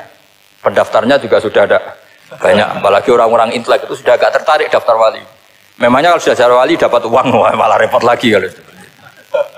Tapi ini saya cerita orisinilnya ilmu Quran. Ketika Allah mengkritik Isa itu hanya, ketika dituhankan maksudnya, itu hanya dengan kalimat kana yakulan itu Isa dan ibunya sama-sama makan. Dan ketika Allah memuja Rasulullah SAW dan para nabi, itu pujaannya itu aneh. Wa ma arsalna qablaka minal mursalin illa innahum la yakuluna ta'ama wa yamshuna bil aswaq. Saya tidak pernah menugaskan para rasul kecuali mereka itu ya makan dan jalan-jalan di pasar. Saya sampai sekarang hampir tiap minggu itu jalan-jalan ke pasar sama anak saya. Meskipun saya di Rembang Celuk gede itu, tetap biasa saya jalan-jalan ke pasar. Karena apa? Kata Rasulullah Muhammad, Isa itu sampai dituhankan, itu gara-gara jarang makan. Terus orang memitoskan macam-macam. Rasulullah itu kalau makan itu di depan umum, sering di luar rumah. Supaya kelihatan kalau beliau itu manusia. Jadi makannya Nabi adalah nafyun li uluhiyati. Perlu dicatat Nabi Muhammad jadi Nabi setelah dengan tanda kutip tragedi Isa dituhankan. Karena Rasulullah jadi Nabi setelah tragedi Isa dituhankan, maka sisi manusianya itu diperlihatkan. Sampai kalau makan tuh di depan umum. Tapi nggak marung di KFC, tidak ada dari wajah itu. Di depan umum. Nah, karena kepentingannya itu sehingga makannya Nabi ini ibadah yang luar biasa karena menunjukkan sisi kemanusiaan yang akan aman, tidak akan dituhankan. Paham ya? Sama seperti kita misalnya kiai atau pejabat, makan saja gak apa-apa. Tunjukkan kalau kita manusia, kalau gak makan lemes. Dan kalau itu terus dalam hati kita, insya Allah kita orang yang mengimani wa khuliqal insanu dhaifa. Betapa manusia itu lemah. Nah tapi kita sekarang enggak. Kalau kita jadi rektor gak bisa mengendalikan satu kampus, jadi kiai bisa mengendalikan umat. Pikirannya itu kayak Fir'aun. Dan di antara kesalahan Fir'aun adalah faqala ana rabbukumul a'la, bahwa saya bisa mengendalikan kalian semua. Maka dalam ilmu tasawuf yang pertama harus dihilangkan adalah sifat anania, bahwa karena saya. Tapi kalau orang mau jadi wali atau orang dekat Allah, kenapa saya sering menyebut kata wali? Sebenarnya khazanah wali itu ada di Quran, ala inna awliya Allahi la khaufun alaihim wa lahum yahzan. Cuma orang kota senangnya bakas intelektual. Wong desa senani bakas wali. Akhirnya banyak orang yang enggak wali modus pura-pura wali terus nipu orang. Jadi sama-sama ada korban. Yang intelektual juga sama. Seakan-akan lebih intelek dibanding wali ini. Makanya saya supaya bahasa intelektual ya ada di Quran, maksudnya terjemahannya ada, bahasa wali juga apa? Ada. Dan kadang orang jadi wali itu melakukan hal-hal yang kecil. Yaitu merasa doif saat apa? Makan. Merasa doif saat makan. Karena tadi paling mudah menafikan ketuhanan seseorang adalah nyatanya kalau nggak makan lemes. Paling mudah mendoifkan manusia yang katanya presiden superpower pun kalau nggak makan lemes. Apa artinya kehebatan manusia yang sehatnya bergantung nasi satu mangkok? Kerennya di mana coba? Presiden kondang bisa pengaruh seluruh dunia. Jajalnya gak mangan sedino. Lemes. Berarti hadar rojul lelaki ini bergantung satu mangkok nasi. Hebatnya di mana juga? Makanya ada seorang raja angkuh datang ke seorang ulama. Saya raja bisa mengendalikan dunia. Kata ulama, tanya gini. Andekan kamu tidak bisa minum, kemudian harus bisa minum kalau orang menukarkan kerajaan kamu. Kamu boleh minum, asal kamu tidak jadi raja. Apa kamu kasihkan kerajaan kamu ketika kamu harus minum dengan cara seperti itu? Misalnya di tengah belantara, kalau di Arab kan sering ada apa? Sahara itu ada padang pasir. Terus kata raja itu, ya saya milih minum. Kalau saya tidak minum mati. Mendingan tidak punya kerajaan. La tafrah bimulkin la yusawi apa? Kak samain. Kamu jangan bangga dengan kerajaan yang nilainya tidak ada dengan segelas. Baru dia sadar ternyata. Jadi kamu jangan bangga dengan satu kerajaan yang bahkan akan kamu tukarkan dengan segelas. Artinya pertanyaannya gini. Kerajaan yang kamu bisa mimpin ini ditompang air apa ditopang keangkuhan Anda? Sebenarnya hanya ditopang air. Karena sekali Anda tidak minum, tidak bisa jadi raja. Terus lemes, diobatno. Sama presiden juga gitu. Kalau nggak makan, nggak minum, terus sakit, stroke, nggak bisa jadi presiden. Artinya ternyata betapa manusia ini bergantung dengan sesuatu yang remeh, yaitu makan, minum, makan, minum. Nah di sini ini, kenapa Quran menyebut para nabi itu apa? Illa innahum la ya'kuluna ta'ama wa yamshuna fil aswaq. Kalau kamu tidak memahami seperti ini kan terus kayak Quran kok ngomong hanya gini kok, kayaknya kelasnya kok gitu. Cara pandang tidak seperti itu, paham ya? Terus kalau niku sangat fanatik kalian yang namanya belajar, karena niku sing kula anggap engkang ngilangi adab, ngilangi laknat. Kula beberapa kali terdikte oleh baca, misalnya baca sistem geologi bumi. Itu zaman wonten likuifaksi teng Palu. Itu beberapa ahli geologi tanya saya, Pak Bahak, apa ada pembenarannya dalam Quran? Terus saya bilang, sampean baca ayat ini dengan kamus bahasa Arab yang dikarang orang sekuler, atau bila perlu yang dikarang orang Kristen, biar kamu tidak nganggep saya ini nyari pembenaran. Selama ini alhamdulillah kadang kamus Munjid itu terkenalnya itu dikarang orang non muslim. Tapi kadang itu ada hikmahnya. Hikmahnya adalah, tapi saya bukan berarti menganjurkan belajar Munjid, ini ada hikmahnya adalah madatul kalimah itu dimaknai secara benar menurut objektivitas ilmu. Singkat cerita tak suruh nyari makna maro yamuru mauron. Jadi Allah ngendikan teng surat Tabarok, apa kamu merasa aman? Merasa aman setiap saat manfis sama ayyakhsifa bikumul ardo fa idza hiya tamur. Allah zat yang menguasai langit setiap saat bisa saja melumerkan bumi ini. Jadi melumerkan itu ya bahasa Arabnya tamur itu. Jadi Allah sudah mengingatkan bahwa potensi bumi ini memang likuifaksi karena di bawah ada magma, ada air, ada macam-macam. Kemudian potensi bumi ini juga dihantam oleh benda-benda langit.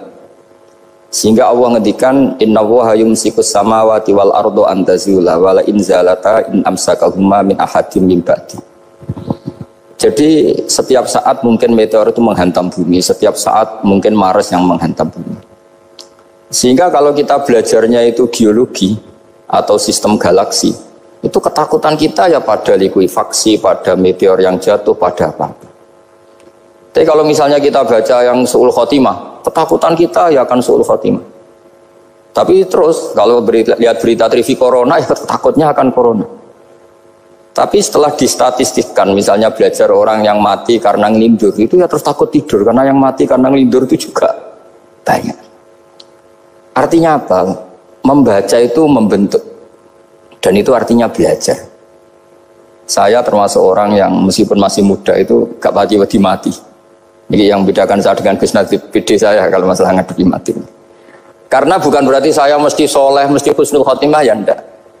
Ada istilah mati yang menyenangkan dalam diri manusia, yaitu Nabi ngendikan Allahumma ahyini maka natil hayatu khairan li wa tawaffani maka natil wafatu khairan li.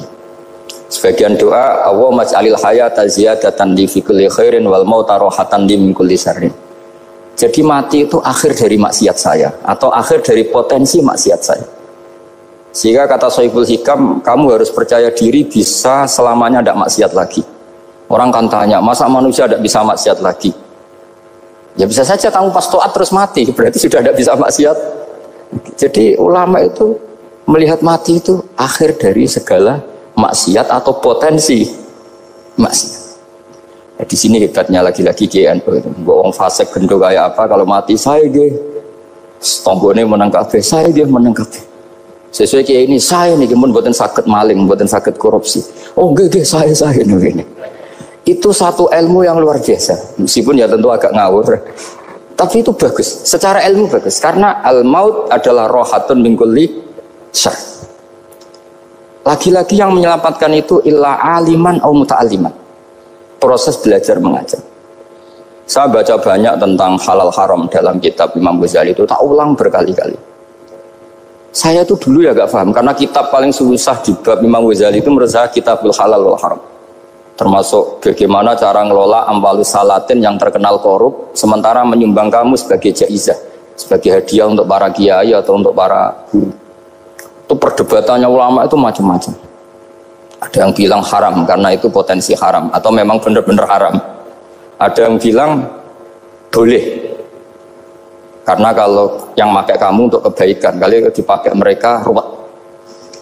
Kebetulan yang partai ini lebih besar Mas Nadif.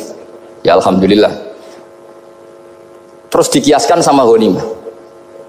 Lagi-lagi karena baca, saya itu pernah ditanya seorang dosen di Jogja. Gus, saya ini muslim mulai kecil dan saya peneliti, saya pernah sekolah di mana-mana. Yang ganjil dari saya tentang Islam itu satu, yaitu ghanimah.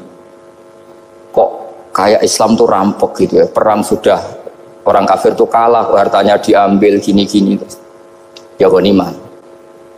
Terus saya memberi analogi, kalau ada garong ke kamu, bawa senpi, bawa pedang, terus kamu mengalahkan garong itu, alat-alat itu kamu kembalikan apa kamu sita? Ya saya sita, nanti dipakai garong lagi. Ya kira-kira seperti itu.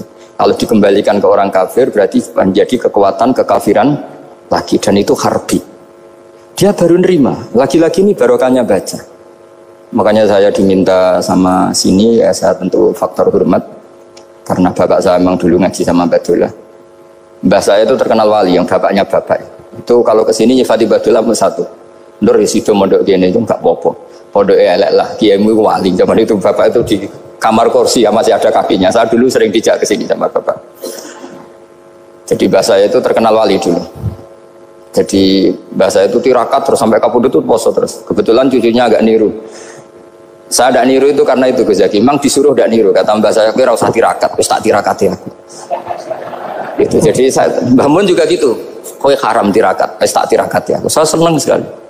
Tapi tua-tua kok mikir butuh. Nah, terus nirakati butuhku sopo. Jadi mulai jadi kiai betul Mas Nadif, saya ini sudah mulai mikir butuh. Karena saya ini termasuk orang yang kecelok alim yang nggak banyak orang menghormati karena sudah diramal sama mbah-mbah. Di dulu mbah saya Mbah Nur Sam itu kakak saya itu SMP SMA, kakak saya yang kedua juga SMP SMA. Mbah saya itu Mbah Nur Sam itu yang nganterkan bapak ketika mondok sini itu, yang ikrar karo Badullah wali Mbah Nur Sam, ahli tirakat, ahli puasa. Itu bilang, Nur, anak sing iki aja pondok, aja sekolah no. Sumben sing ngalim ku anak sing iki. Ketika saya hampir tamat SD sama mbah saya Tuban, mbah saya Naruan juga di Sabdo begitu. Singkat cerita sama Mondok Sarang. Mondok Sarang pertama langsung dikenal Mbah Mun, wong anak kiai jadi langsung dikenal. Sedidoni macam-macam terus jadi wong alim juga ada yang ngelem. Biasa aja untuk dengan yang sepuh-sepuh. Ya sebenarnya agak kecewa, ya, saya inginnya kan dianggap prestasi gitu, ternyata dianggap doanya orang-orang sepuh. Ya, makanya kalau ini kita lagi ya rodok, ya syukurlah sama Bang Mutamakin sama semuanya karena tadi, kenapa saya harus cerita ini? Quran sendiri mengakui bahwa orang soleh itu diantara aturannya adalah dzurriyatan ba'duha min ba'd. Meskipun Allah bisa bikin orang soleh dari mana saja, tapi yang legitimit itu memang dzurriyatan ba'duha min ba'd. Dan kata dzurriyah itu tasmalu auladal inas, kata Ibnu Hajar al-Asqalani, memasukkan turunan yang dari ibu. Meskipun tentu secara wali nikah atau secara disiplin nasab dari ibu itu tidak ngefek. Tapi dari segi fa'innal irqadassas, bahwa sistem tubuh kita itu tetap ada gen dari seorang apa? Ibu. Sehingga banyak ulama tafsir mengatakan dzurriyah itu tasmalu auladal inas. Dzurriyah itu memasukkan turunan dari apa? Ibu. Bapak saya itu nasabnya nasab wali. Jadi babahnya itu suka tirakat, suka ibu itu nasab kiai. Jadi kalau bapak wiridan itu, kalau istiqomah itu disalahkan sama keluarga ibu. Istiqomah itu salah. Karena ijabu malam yajib, mewajibkan sesuatu yang tidak wajib. Itu masalah secara ilmiah. Mbah Mun itu sering kritik kalau ada pondok kok wajib puasa, wajib merawat itu sering kritik. Itu secara fikih bahaya. Ijabu malam yajib, mewajibkan sesuatu yang tidak wajib. Dan itu kriminal dalam bab fikih. Betul itu, sama cari di Sulam Taufik, babnya itu ngeri. Ijabu malam yajib itu tidak dihitung minal kabair. Dicari sendiri itu di bab Sulam Taufik, tidak perlu saya sebut, itu parah betul malah cara menvonis Abdullah bin Husain bin Thohir di Sulam Taufik. Ijabu malam yajib. Tapi pondok-pondok yang tirakat tidak kurang dalih. Niki boten majibaken, ngelatih. Boten majibaken tapi napa? Nah, silsilah dari keluarga ibu itu suka ilmu. Sehingga Abdullah bin Mas'ud itu tiap hari itu mensweeping orang yang sering duha. Kalau ada orang duha istiqomah itu disweeping. Awas, harus seminggu sekali, nggak boleh tiap hari. Masa sholat fardu kamu saingi sholat duha? Nggak boleh, fardu tersaingi. Itu Abdullah bin Masyhur, sampai cari di Al-Khunjah. Sayyidah Aisyah kalau ada orang duha tiap hari dimarahin. Dan itu secara konstitusi ilmu benar, karena Nabi Qiyamul Lail Ramadan itu hanya 4 hari yang dipandu. Lainnya itu enggak. Khasyata ayyufradu alaihim, kalau dalam sahih takut dianggap fardu. Akhirnya istiqomah itu masalah di keluarga saya yang dari ibu. Nah kebetulan kita ini suka ada istiqomah, akhirnya ya seperti ini. Tapi ini ilmu harus kita bicarakan. Tapi yang istiqomah, Bapak itu pengagum Badullah. Bapak itu suka sama istiqomah karena punya guru dulu Ki Zubaidi istiqomah, Badullah istiqomah. Tapi jangan kira Badullah itu hanya istiqomah. Saya punya sanad banyak, mungkin Gus Zaki lebih tahu. Sering saya diceritain Bapak. Badullah itu nak ambek wong fase nemen-nemen itu ya rapati cocok. Senajan to majibno fase. Tak takoki iki ngopo. Empuk nak ke fase darane wong awam untuk ganjaran. Mergo macane Quran gak fase. Padahal untuk ganjaran mergo seneng Quran. Jadi terus tak takoki Bapak, niku saged damel syarat mboten? Ya ora kena, pokoke ngono. Jadi go ngekrori. Artinya beliau ndak ingin lah gara-gara kita terlalu pakam tajwid kemudian menganggap siapa saja baca Quran salah kemudian tidak dapat pahala. Bisa saja hamalahum ala ayaqraul Qur'an apa mahabbatuhum wa iskuhum wa kada wa kada. Jadi akhirnya saya jadi tahu. Oke, secara makhraj salah, tapi iseknya benar, mahabbahnya benar, brontonya benar. Jadi sebetulnya Badullah itu punya sekian makalah tentang ilmu. Hikam juga gitu. Nur nak cah santri ngaji Ihya itu jauh oleh. Saya nak ngaji Hikam mojo.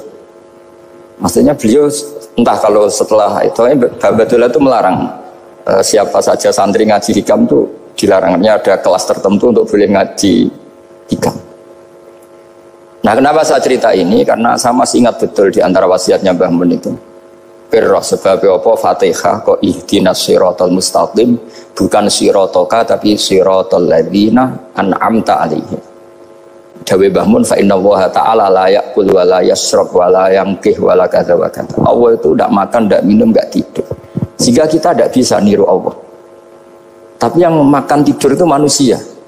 Sehingga kalau ingin dekat Allah ya niru siratal ladzina, bukan siratoka.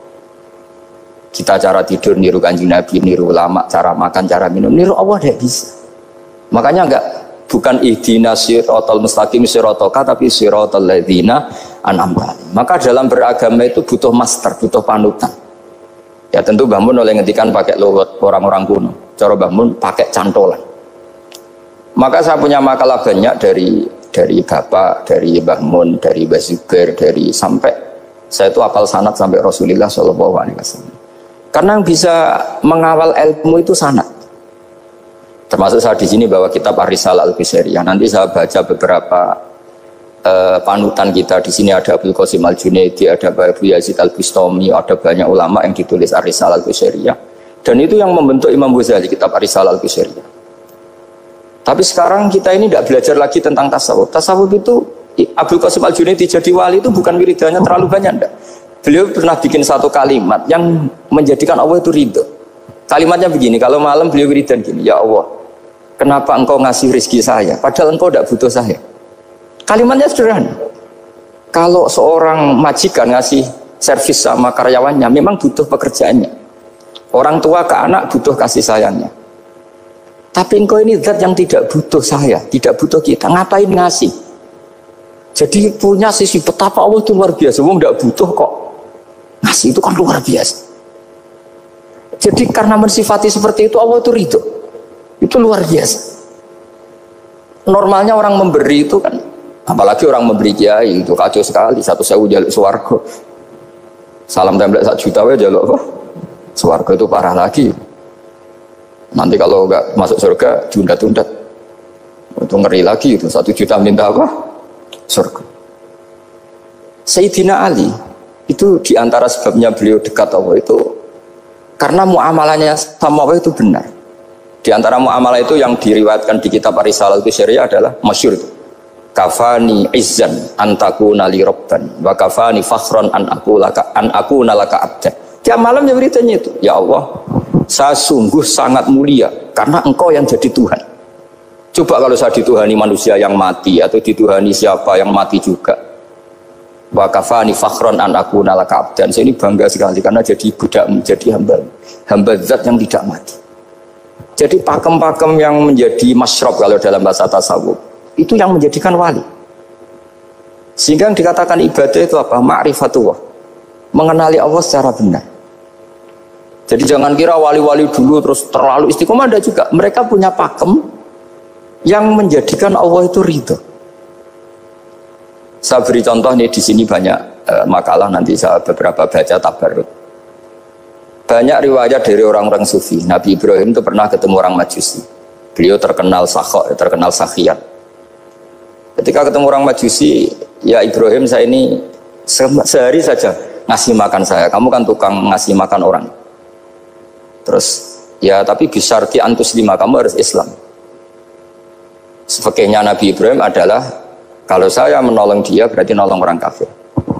Setelah orang itu lewat berlalu karena Nabi Ibrahim gak mau hormat, Allah memberi wahyu ke Nabi Ibrahim. Kenapa ya Ibrahim tidak kamu terima 1 hari, kamu kasih makan 1 hari? Ya karena dia Majusi. Kata Allah, dia umurnya berapa? 60 tahun. Tanyakan, pernah kelaparan kan hanya hari ini? Iya ya Allah. 60 tahun dia kafir tak kasih makan. Minta kamu sehari aja kok gak boleh. Akhirnya Nabi Ibrahim dipanggil orang Majusi, dikejar dipanggil. Ayo tak kasih makan 1 hari. Kok kamu sekarang jadi baik? Habis ditegur Tuhan. Terus kata, ahakada yu'amiluni. Apa seperti itu Tuhanmu mengu'alamalai saya? Ya na'am. Akhirnya Islam orang Majusi. Jadi itu lagi-lagi ilmu. Jadi yang dikatakan ilmu itu satu teori atau kalimat atau apa saja yang menjadikan kita ini pakem. Meskipun pakem itu kadang sulit diterima orang-orang khusyuk. Orang khusyuk itu ya nyun sewu ada sisi nakalnya. Makanya Mbah Mun sering kayak jargon masyhur. Zada khusyuan, zada jahlan, tambah khusyuk tambah bodoh. Bukan bodoh dengan makna salah itu enggak. Memang kadang terus anti ilmu. Misalnya gini, ini contoh yang karena saya ini mengkhidmati ilmu, saya beri contoh yang urusan ilmu. Ada orang sujud diinjek orang fasik, kepalanya diinjek orang fasik. Terus si orang yang sujud tadi ini ada di Sahih Muslim, juga ada di Ihya. Wallahi la yaghfirullahu laka, pakai sumpah, wallahi la yaghfirullahu laka. Allah langsung mewahyukan ke Nabi fi hadzal zaman, fi tilka zaman atau fi dzalika zaman. Man dzalladzi yata'alla alayya alla aghfira li fulan qad ghafartu lahu wa ahbattu amalak. Katakan ke orang itu, siapa yang mencatut nama saya yang hanya berstatus tidak memaafkan? Itu enggak fair. Saya ini Tuhan kok bisa yaghfir, bisa yu'adzib. Kok sifat saya tinggal 1 yu'adzib, itu gimana? Dicatut separuh itu Allah tidak terima. Tapi kalau kita baca Quran, saya ini sama orang fasik ya benci. Saya ini orang soleh, setidaknya pura-pura soleh lah. Karena di depan para kiai.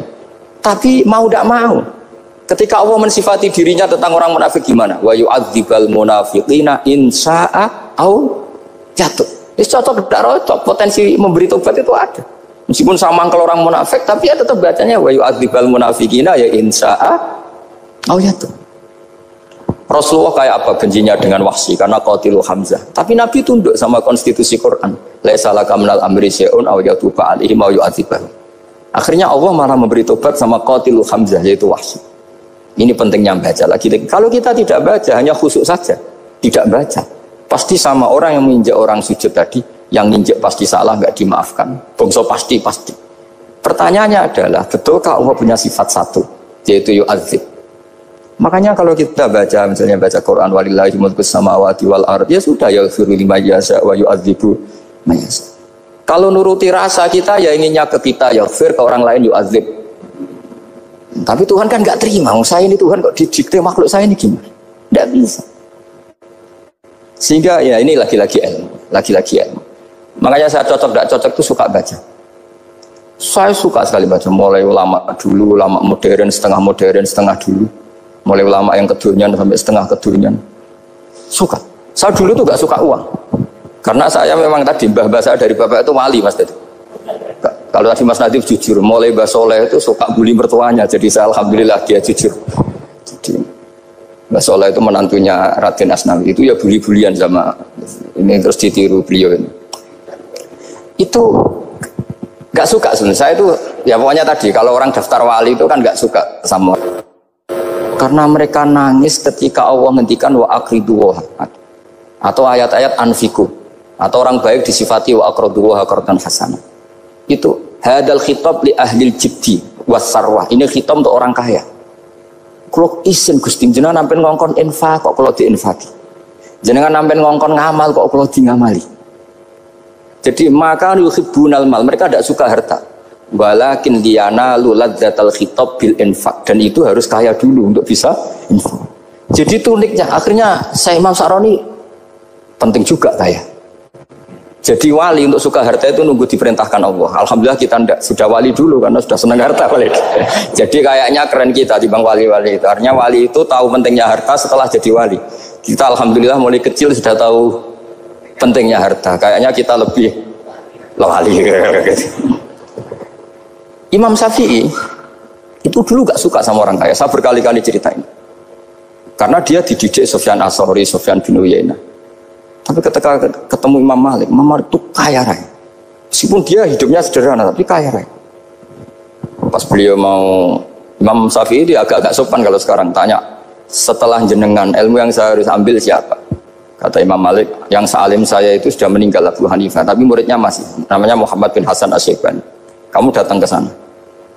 Semalam itu Imam Malik dikasih uang 500 dinar. Padahal 1 dinar itu 4,25 gram. Bisa dihitung berapa ratus juta. Terus separuhnya dikasihkan Imam Syafi'i. Nah, tidak kasangoni. Pagi-pagi diajak ke Baki. Dulu Baki itu ada kafilah rental unta. Mana kafilah yang mau ke Irak? Kita. Ya sudah ini antar. Tak bayari. Diantar Imam Syafi'i. Diantar ke Imam Muhammad bin Hasan Asy-Syaibani di Irak. Itu ketemu Muhammad bin Hasan Asy-Syaibani pertama itu apa? Beliau itu kalau ngitung uang di meja. Emas-emasnya di meja, uangnya dolar, semuanya di meja. Tambah kaget, ini saya sama Imam Malik ingkar, ini malah lebih parah lagi. Kata Muhammad bin Hasan Asy-Syaibani, "Atajabu min hadza." Kamu kagum dengan ini, merasa aneh? Iya. Ya sudah, ini tak kasihkan orang fasik, tinggo demenan, tinggo judi. Jangan, jenengan saja. Kalau jenengan kan orang soleh dipakai kebaikan, berarti orang soleh boleh kaya. Angsal-angsal kan besar. Semenjak itu Imam Syafi'i kebablasan. Sampai fatwa kiai fakir itu haram. Kiai bisa bikin rumah bagus, bikin rumah jelek, haram. Suasa al-Islam ya Allah wala yulah. Nah lagi-lagi kebetulan kita sebelum ngaji Imam Syafi'i sudah seperti itu. Jadi ini justifikasi. Lagi-lagi itu ilmu. Saya ulang lagi-lagi itu akhirnya saya baca kitabnya Imam Sa'roni namanya Al-Minanul Kubro. Itu beliau cerita wa mimma manallahu alaihi. Kesannya kayak orang sombong. Tapi sebetulnya yang sopan itu yang sombong karena Imam Sa'roni bilang, kamu harus memaklumatkan diri kalau antum minal ulama il amilin. Kamu termasuk ulama yang amilin. Terus ditanya sama orang-orang, bagaimana kalau nyatanya enggak? Kamu tadi subuh sholat, iya saya sholat. Kamu tadi zuhur sholat, iya saya sholat. Kenapa ketika kamu maksiat ingat terus, ketika kamu taat tidak ingat? Berarti kamu anggap Allah itu menyesatkan kamu tok, tidak pernah ngasih hidayah sama kamu. Pas delok rondo ning dalan kok maksiat, bar salat atau syukur, bar zuhur atau syukur, bar asar. Berarti kan nyifati Allah, hari ini Allah ngasih saya maksiat. Sementara lupa kalau Allah ngasih salat zuhur, salat asar, salat maghrib, salat isya. Oh sudah di situ al-Minanul Kubra, orang itu soleh semua. Nah saya itu termasuk orang yang didikte oleh kitab, terbentuk oleh kitab Al-Minanul Kubra. Jadi di situ hidup itu enak semua. Makanya saya tuh masih ingat dialeknya dua orang alim. Nggak perlu saya sebut, ini agak sensitif karena ceritanya itu ada anaknya kiai mau nyalek. Karena dia anaknya kiai tanya, Mbah, dalilnya nopo nanti yang kepengen jadi jabatan, mencari jabatan besar. Kalau yang jawab tak sebut gak apa-apa namanya. Jawabnya Mbah Mun, oleh gak apa-apa. Nabi Yusuf juga boleh jabatan. Terus beliau baca qalat alni ala khuzainil ardi ini khafifun alim. Nabi Yusuf juga boleh jabatan ya Rabb. Di debat sama orang alim. Itu Nabi Yusuf syariatnya itu mansukhoh bi syariati Rasulullah Muhammad SAW. Setelah tamunya pulang, Mbah Mun dibantah gitu. Dari Mbah Mun gini bilang, anut kiai wae oleh pemenang anut Nabi. Sama ingat kalimatnya. Anut kiai wae oleh pemenang anut. Artinya Nabi Yusuf kan minta jabatan ij'alni ala khuzainil ard. Jadi akhirnya semenjak itu fikih-fikih ilmu tadi saya ulang lagi. Akhirnya saya cari, termasuk saya disuruh bangun. Saya golekno dalile nak wong soleh kok oleh jabat. Hatiku, wong dalil kok diorder saya sempat. Ternyata saya cari-cari ya tadi am yahsudunan nasa ala ma atahum wa min fadlillah faqad ataina ala Ibrahim alkitab wal hikmata wa atainahum mulkan azim. Keluarga Nabi Ibrahim di antara sifat yang disebutkan Allah adalah dikasih mulkan azim. Sebab itu akhirnya kiai Indonesia itu mazhabnya Syafi'iyah semua. Politik ya kerso, jabat ya kerso, proposal ya kerso. Saya ini, maksud saya ini yang menyelamatkan ilmu. Kalau orang khusyuk pasti gedeng. Kiai kok gelem proposal, kiai kok para pejabat. Tapi orang ilmu setuju. Nah saya nggak tahu setujunya itu bawaan ilmu apa bawaan nafsu tadi itu yang mulai saya data. Nah kalau saya kan bawaan ilmu saya baca. Itu bedanya saya dengan Mas Nadif jadi bawaan baca. Karena kemarin saya dibully habis-habisan di Kudus. Saya tidak punya kesempatan bicara di menantunya Neng Mu'ah. Wah ini kurang ajar betul orang ini kata saya. Tapi saya nyari sisi positifnya. Kalau saya dibully kan saya madlum. Orang madlum gampang jadi wali. Yang dia bully berarti zalim ya sudah berarti wali saya gitu. Nah supaya dia juga wali sekarang tak bully supaya impas gitu. Jadi ini nolong beliau. Jadi saya 22 hari itu kalau habis subuh ke rumah sakit. Tapi kalau asar pulang ngajar. Ya begitu terus. Karena mbah-mbah saya itu sukanya ilmu Masya Allah. Karena ilmu itu penting. Apapun pakemnya para wali itu kalau diingatkan secara ilmu itu terus kayak runtuh. Saya berkali-kali mencontohkan. Dan itu valid, data itu valid. Sufyan bin Uyainah itu orang yang khusyuknya Masya Allah. Gurunya Imam Syafi'i, gurunya Imam Malik. Itu beliau menceritakan dalam kitab Hilyatul Auliya. Nabi Isa itu senengannya itu ceria sekali. Nabi Yahya itu senengannya bersemut, abusan, suka kayak takut akhirat, takut penyakit. Tapi bukan takut corona, enggak ya jelas kan. Saya akhir-akhir ini fatwa, sekarang jangan baca Uwais Al-Qarani, tapi Al-Qarni. Meskipun saya tahu ada yang baca Qarani di kitab-kitab, ada yang baca Qarni. Tapi sekarang wajib dibaca Al-Qarni sementara. Sekali dibaca Al-Qarani itu nisbatun ilah. Iya, jadi makanya ini untuk sementara dibaca, ngikuti yang baca Uwais Al-Qarni. Meskipun di sarah-sarah apa bi fathir ra wakila bi sukun, sudahlah sekarang harus ijma dulu Al-Qarni ya, karena kalau Al-Qarani itu akhirnya Nabi Isa ditegur sama Nabi Yahya.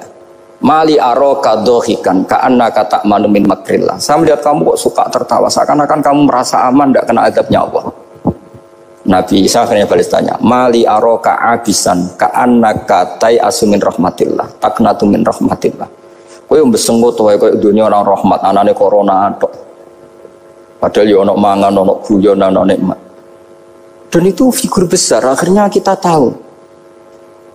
Dan saya sering cerita juga, setiap dakwah itu Nabi Isa nyari syirarun nas, Nabi Yahya cari khiyarun nas.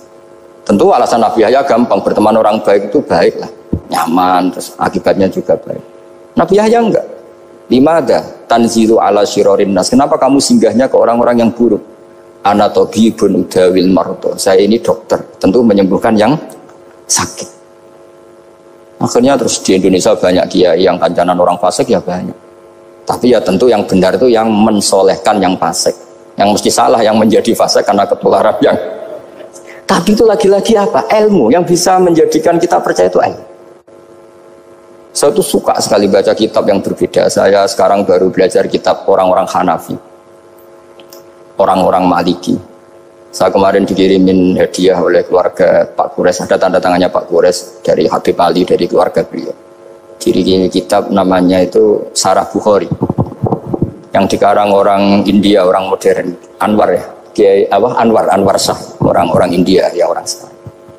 Itu beliau termasuk mujaddid kalau dalam perasaannya orang India. Mensarai Bukhari ya, kira-kira sanadnya Sayyid Muhammad ke beliau itu 3 atau 4.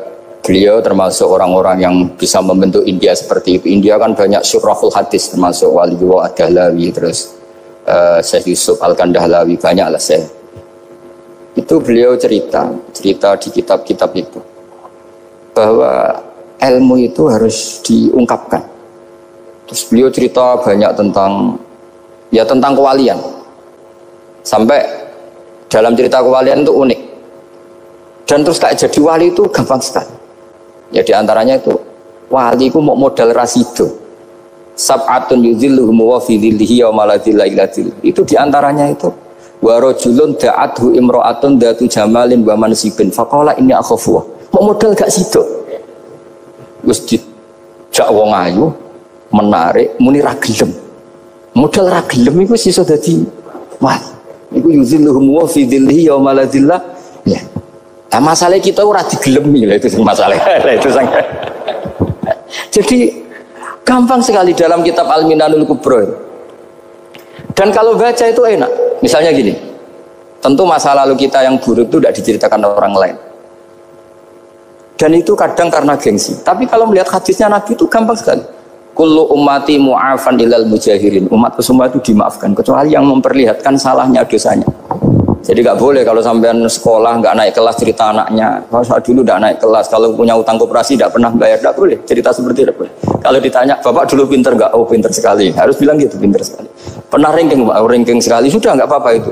Meskipun dengan makna yang lughawi ya. Saya dulu iskal. Kan nyon sewu saya ini sering diparani orang yang mau tobat, tercerita saya dulu sering main perempuan, sering mabuk, tapi sekarang saya mau tobat gini-gini. Karena ini orang awam tak terima. Tapi saya bilang gini, kamu jangan cerita ke anak kamu. Terus dia cerita, tapi kan saya harus jujur. Karena ilmunya dia baru terlalu jujur itu penting gitu. Terus pokoknya menurut kula ora oleh cerita, pokoknya ora oleh cerita. Ya guys, oke nurut. Setelah itu saya nyari-nyari sarah, termasuk kitab itu. Kok bisa orang yang tidak mujahirin, orang yang menutupi salahnya malah dimaafkan, yang cerita jujur pernah salah malah tidak. Sangat bener. Misalnya seorang bapak cerita, "Cung aku dhisik nak pacaran tak ambung." Misalnya, anaknya mesti suatu saat kan dia puber. Mesti nak ngambung niru bapak. Nah, kalau yang cerita itu ribuan atau jutaan. Cung aku zaman yang pondok iku rezekiku kok bodoni. Kan terus jadi syariatun muttaba'ah. Apalagi yang cerita ini ternyata jadi kiai, ternyata gitu ya tetap jadi kiai. Jadi kalau pura-pura soleh di rumah, pura-pura soleh, seakan-akan di pondok tidak pernah kodok, tidak pernah setor meluntir, tidak pernah apa kan?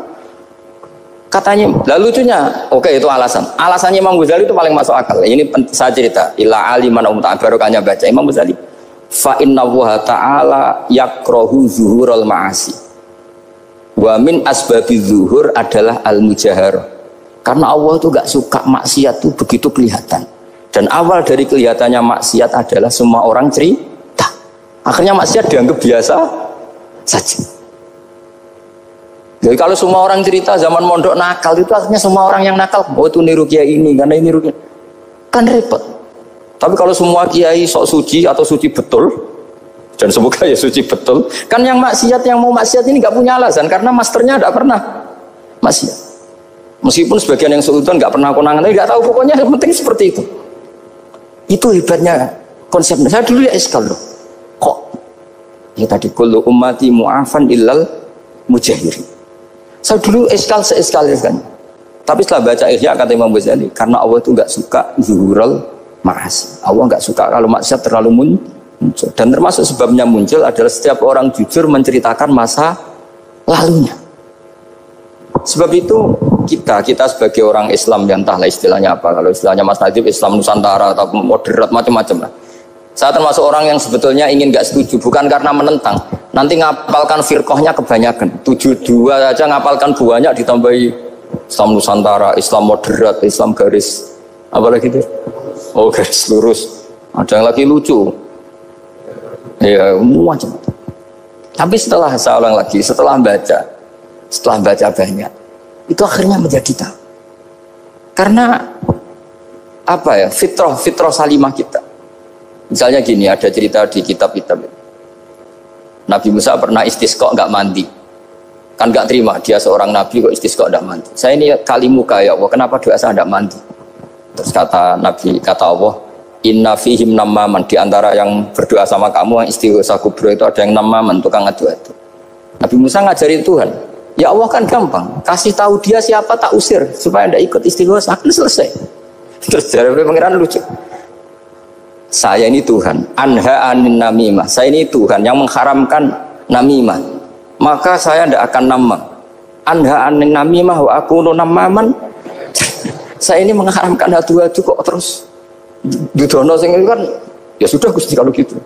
Lalu solusinya gimana ini? Nanti solusinya gimana Tuhan? Ya sudah kamu nyari hamba saya yang namanya ini. Cari sama Nabi Musa. Ketemu orang namanya hitam. Makanya saya sama Mas Nadim itu sungkan karena di antara wali itu ada yang hitam. Oh hitam terus nggak apa-apa ini biar impas, biar saya sampean bisa jadi wali karena madlum kan. Itu ketemu. Setelah ketemu sama-sama nur. Anta bareh, ya saya bareh. Terus anta Musa, ya saya Musa. Kenapa kamu tahu? Dikasih tahu Allah. Ini karena sama satu nabi, satu wali. Terus saya ini mau istisqa gak mandi, tapi sama Allah disuruh minta doa sama kamu. Itu doanya tuh ngawur sekali, bukan sekedar ngawur sekali. Ya Allah, apa engkau sudah tidak punya stok air sehingga tidak ada hujan gitu? Apa angin-angin sudah tidak nurut sama jenengan sehingga tidak bisa menghalau awan untuk menurunkan hujan? Fakah ada Musa ajab tisawi, itu di semua kitab. Musa hampir saja jotos, dianggap doa yang enggak sopan. Tapi kata Allah, la tadribhu ya Musa fa innahu adhakani fil yaumi salasa marrat. Dia bisa bikin senyum saya sampai 3 kali kan. Lu soal mereka maksiatuhum la tadurruka. Maksiat mereka itu tidak ngefek ke engkau kok jenengan pertimbangkan. Maksiatuhum la tadurruka. Akhirnya langsung hujan. Jadi kadang doa itu ada yang ngawur. Maksiatuhum, makanya saya itu kadang berani berdoa Indonesia aman. Secara fikih ya kadang kok nak gak ono apa-apa sing maksiat meneh. Kadang yo mikir. Yo nak sing taat meneh, tapi kok nak ono apa-apa sing maksiat yo maksiat meneh. Saya pernah ketika Jogja sering gempa itu pernah mau berdoa. Ya Allah semoga bebas dari gempa, tapi terus saya mikir. Memang kalau nggak ada gempa ya yang sholat aman, tapi yang maksiat juga daripada menggurui Allah sudahlah, tidak berani berdoa saja sudah Gusti ini dunia ini jangan pun terserah jenengan. Tapi saya sebagai orang muslim sing apian kan ya kepengin arham linnas. Boleh dalil lu kangelan, tapi gara-gara baca kibarek tadi maksiatuhum la tadurruka. Maksiat mereka itu tidak bahaya bagi kita. Pun Gusti ra usah kakean pertimbangan pun udan mawon. Udan langsung. Lagi-lagi karena baca. Termasuk di Al-Minanul Kubra itu ada cerita tentang Nabi Isa. Cerita itu tidak hoax, ini kata Imam Sa'roni. Ada orang itu perajin sepatu, perajin sandal. Ya Allah, engkau itu bilang butuh sandal ukuran berapa, nanti tak bikinkan. Engkau bilang kendaraan kamu apa, nanti saya yang fasilitasi ada ini. Pakaiannya kalau dames. Apa, pokoknya saya ingin khidmah sama jenengan. Terus Nabi Isa yang terkenal baik itu, ya faham mabibat sih, hampir saja dibukut. Terus kata Allah, jangan Isa. Dia muji saya sesuai yang dia ketahui. Lagi-lagi baca. Jadi tidak bisa kita mengadili orang lain ini kalimat ini tasbih wa bil khalqi, itu tidak bisa, tidak segampang itu. Kecuali yang ngomong orang-orang Mu'tazilah atau orang-orang Khawarij mungkin kita lawan karena berdasar ilmu. Kena wong lugu rusak. Karena orang lugu itu gimana ya? Seperti Ahmad ditanya, kamu mukminah? Terus dites sama Nabi, aina Allah fa asyarat ila sama, Allah di langit. Coba kalau kamu tauhidkan Allah la yakhullu fi makanin, berarti kan masalah itu karena Allah laisa kamislihi.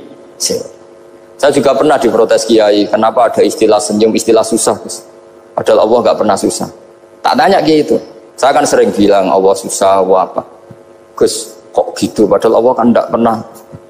Tak bertanya, kamu hafal Quran? Tidak. Ya sudah, baca aja ayat falamma asafunan taqomna minhu. Itu doire asafa itu kan asifa ya safu asafan. Jikutkan wazan afala berarti asafa yusifu. Berarti kayak dengan ata lah. Ya ata ya'ti itianan, kalau ingin wazan afala kan ata yu'ti ita. Sama dengan falamma asafu mongko sumangsani gawe susah sapa Fir'aun wa kaumu. Nah ini ingsun. Fir'aun mari ribet, mari aku susah. Aku pengiran jadi tandingi. Intaqomna minhum kataku. Akhirnya dia itu bilang, jebule ning Quran yo istilah Allah susah. Iya sembol aku itu aku hafal Quran dadi spontan bahasaku mbok salah mbok ora iku ana kembarane Quran. Sampean masih khusyuk ora hafal Quran akhirnya yo ngene iki kata saya. Akhirnya jebule ilmu iku penting wis suwe ana ilmu iku penting kata saya.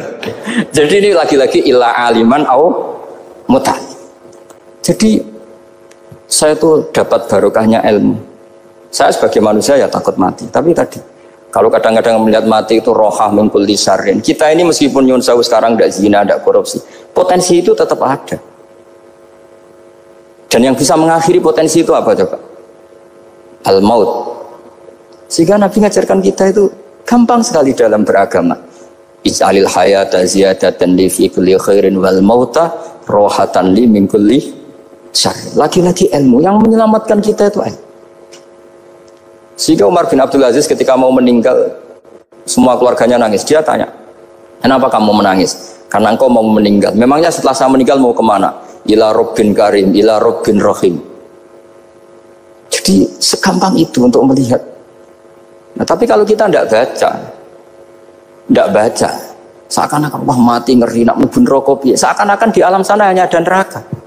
Padahal anak indadzoni abdi. Daripada nganggep neraka masalah atau eleng pangeran kan ini. Lagi-lagi baca. La yamutan ahadukum illa wa yusinuduna billah. Jangan sampai seseorang mati kecuali dalam keadaan husnudzon sama. Saya tuh masih ingat Gus Yagi pas Bapak gerah itu tak antar ke Karyadi di Semarang. Itu mau kapundhut itu cek guyon. Jong ape mati mbok gawe ning hotel karena di pavilion. Sebelum mau kapundhut cek dungo khataman Quran, baca sabahat khataman. Terus tak khataman Quran, terus serasa nangis, aku husnul khotimah, terus kamu udah kok enak maksudnya, santai maksudnya enggak, ya relax aja. Seperti Mbah Mun itu dulu, saya tuh ya aku bela wafati sering ketemu, ya ada hanya saya tentu banyak orang sering ketemu beliau. Jawab Mbah Mun, Cung, aku nak mati Selasa berarti aku wong alim, nak mati Jumat berarti aku wali, kok penak kabeh. Saya sebenarnya ingin tanya, nak setu bah tahat nih, tapi kok potongannya orang pantas itu jadi. Ketika beliau nyatanya kapundut, Selasa berarti senang status alim. Artinya orang-orang dulu itu, Imam Ghazali lebih parah lagi. Ya saya yakin ya semua orang Islam mati itu baik. Imam Ghazali lebih parah lagi. Itu beliau kapundut, itu orang yang perjalanannya 3 hari itu sudah datang semua. Sore beliau beli kafan. Terus beliau bilang ke adiknya, saya nanti kalau mati yang imami orang ini. Jangan makamkan saya sebelum diimami orang ini. Dulu udah ada WA-nya Mas Nadim, udah ada grupnya. Itu ketika beliau sudah beli kafan habis sholat subuh, alayya bil kafni, kafan saya bawa sini. Dikasihkan sama adiknya. Ya Allah, ar-ridho bil intiqal ilal malakil. Jadi saya sudah ridho kalau ketemu engkau. Terus kapundut. Adiknya bingung karena orang yang ditunjuk itu harus 3 hari perjalanan. Ternyata datang semua terus. Kok kenapa engkau datang? Ghazali wis kondo aku ini 3 dina yang lalu. Jadi aku langsung pamit gitu. Lalu kubu sebelah ini cerita Mas Nadi yang tukang tukaran sama kubu sebelah itu Mas Nadi. Kalau saya ini orang baik gak suka tukaran berarti masuk orang baik. Yang aku orang baik itu penting cara kitab Al-Minanul Kubra, karena kalau ngaku orang elek berarti kenangannya Allah sama kamu itu bikin elek, tidak bikin baik. Itu cara pikiran Imam Sa'roni dalam Al-Minanul Kubra. Kamu kan boleh mengatakan saya habis makan, habis minum, artinya apa? Kamu habis dapat nikmat. Kamu harusnya juga bilang saya habis ngamalkan ilmu, saya habis dapat hidayah. Wong tadi kamu ya sholat subuh, kamu ya baca Quran. Susah opo sing ngakoni tawabek cara Imam Sa'roni. Senengane kok Kalau mau bermaksiat berdelok wong wedok. Memangnya Allah mau amalah mbek kowe mau elek tok atau mau amalah apik? Ini rada provokator, tapi ini cerita ilmu, ini cerita ilmu. Makanya saya kenapa tetap hormat Mas Adib, karena provokator meskipun itu asli, enggak karena baca. Kalau ini asli memang suka sombong memang asli. Tapi apapun itu kan tahun yang Mesir, jangan-jangan bacanya itu. Saya baca kitabnya, dia ke makomnya Imam Saroni kan orang pernah ziarah. Makanya potensinya seperti itu. Jadi saya terus dulu saya itu nih Gus lagi, bapak itu SK, bapak itu seneng kancanan wong mlete timbang wong sopan. Saya dulu ya SK, bapak itu kancanan wong mlete itu. Suatu saat bapak wafat, si pendereknya bapak yang mlete ini tak kancan, marah tuh orang, marah, mulai terus, tangan bener wong mlete. Jadi kalau tak tanya, mau sarapan bah, wongnya sepuh, oh wes legus, iso kudu sarapan wajib, wes rokok, oh wes. Ternyata dia lebih gampang ngitung nikmat. Kok gak kerja bang? Nah, aku nang masjid di 10.000, kon ngino wong kerja ora usah di 10.000 wis rojo iso mangan iso ngombe. Lha opo ngamul wong liya? Kan kok bener sesuai. Sementara sing sopan kurang ajar. Mbah mun mangan. Terus ngenteni kerja angel kabeh mboten panen men ngenes. Kaya Allah ora tau bar. Oh, mungkin karena ini Bapak. Jadi akhirnya sesuai wae ora pati. Kancanan wong sopan-sopan. Akhirnya kancanan Mas Nadif kan gitu ceritanya. Ternyata orang sopan ya kacau juga mau eling sisi panen akeh tak tahu, bah panen kata, mboten Gus namung niki, pokoknya ngeluh terus. Jadi makanya ini kan apa-apa kalau berlebihan itu repot. Seperti saya pernah ditanya, kalau orang Jawa Timur itu hormatnya sama kiai, kalau sama orang biasa itu kurang hormat. Kalau orang Solo itu sopan-sopan, tapi ya sama-sama ada masalah. Kalau ada kultur semuanya sopan, nanti ya hum yukrimuna aliman wa fasikon wa solihan wa tolihan. Soleh, sopan yang berlebihan akhirnya sampai pernah ada seorang kiai latihan. Ini kisah nyata. Itu teman saya. Ketemu orang Solo dihormati. Sempat GR, barokahnya ilmu saya dihormati orang itu. Bareng sama orang fasik, orang macam-macam ya dihormati yang sama. Jebule podo wae kan gitu. Artinya gini, kalau akhlak itu benar-benar kelebihan, tapi kalau berlebihan la farqa bainal alim wal jahil wal fasik was soleh wat toleh, karena semuanya dihormati. Tapi kalau misalnya ada Jawa Timur yang membeda-bedakan manusia, kadang kita ini juga beratnya semua itu ibadullah, semua iyalullah, semua. Jadi terus kita ini mikir yang benar yang mana setelah mengkaji ilmu, lagi-lagi setelah mengkaji.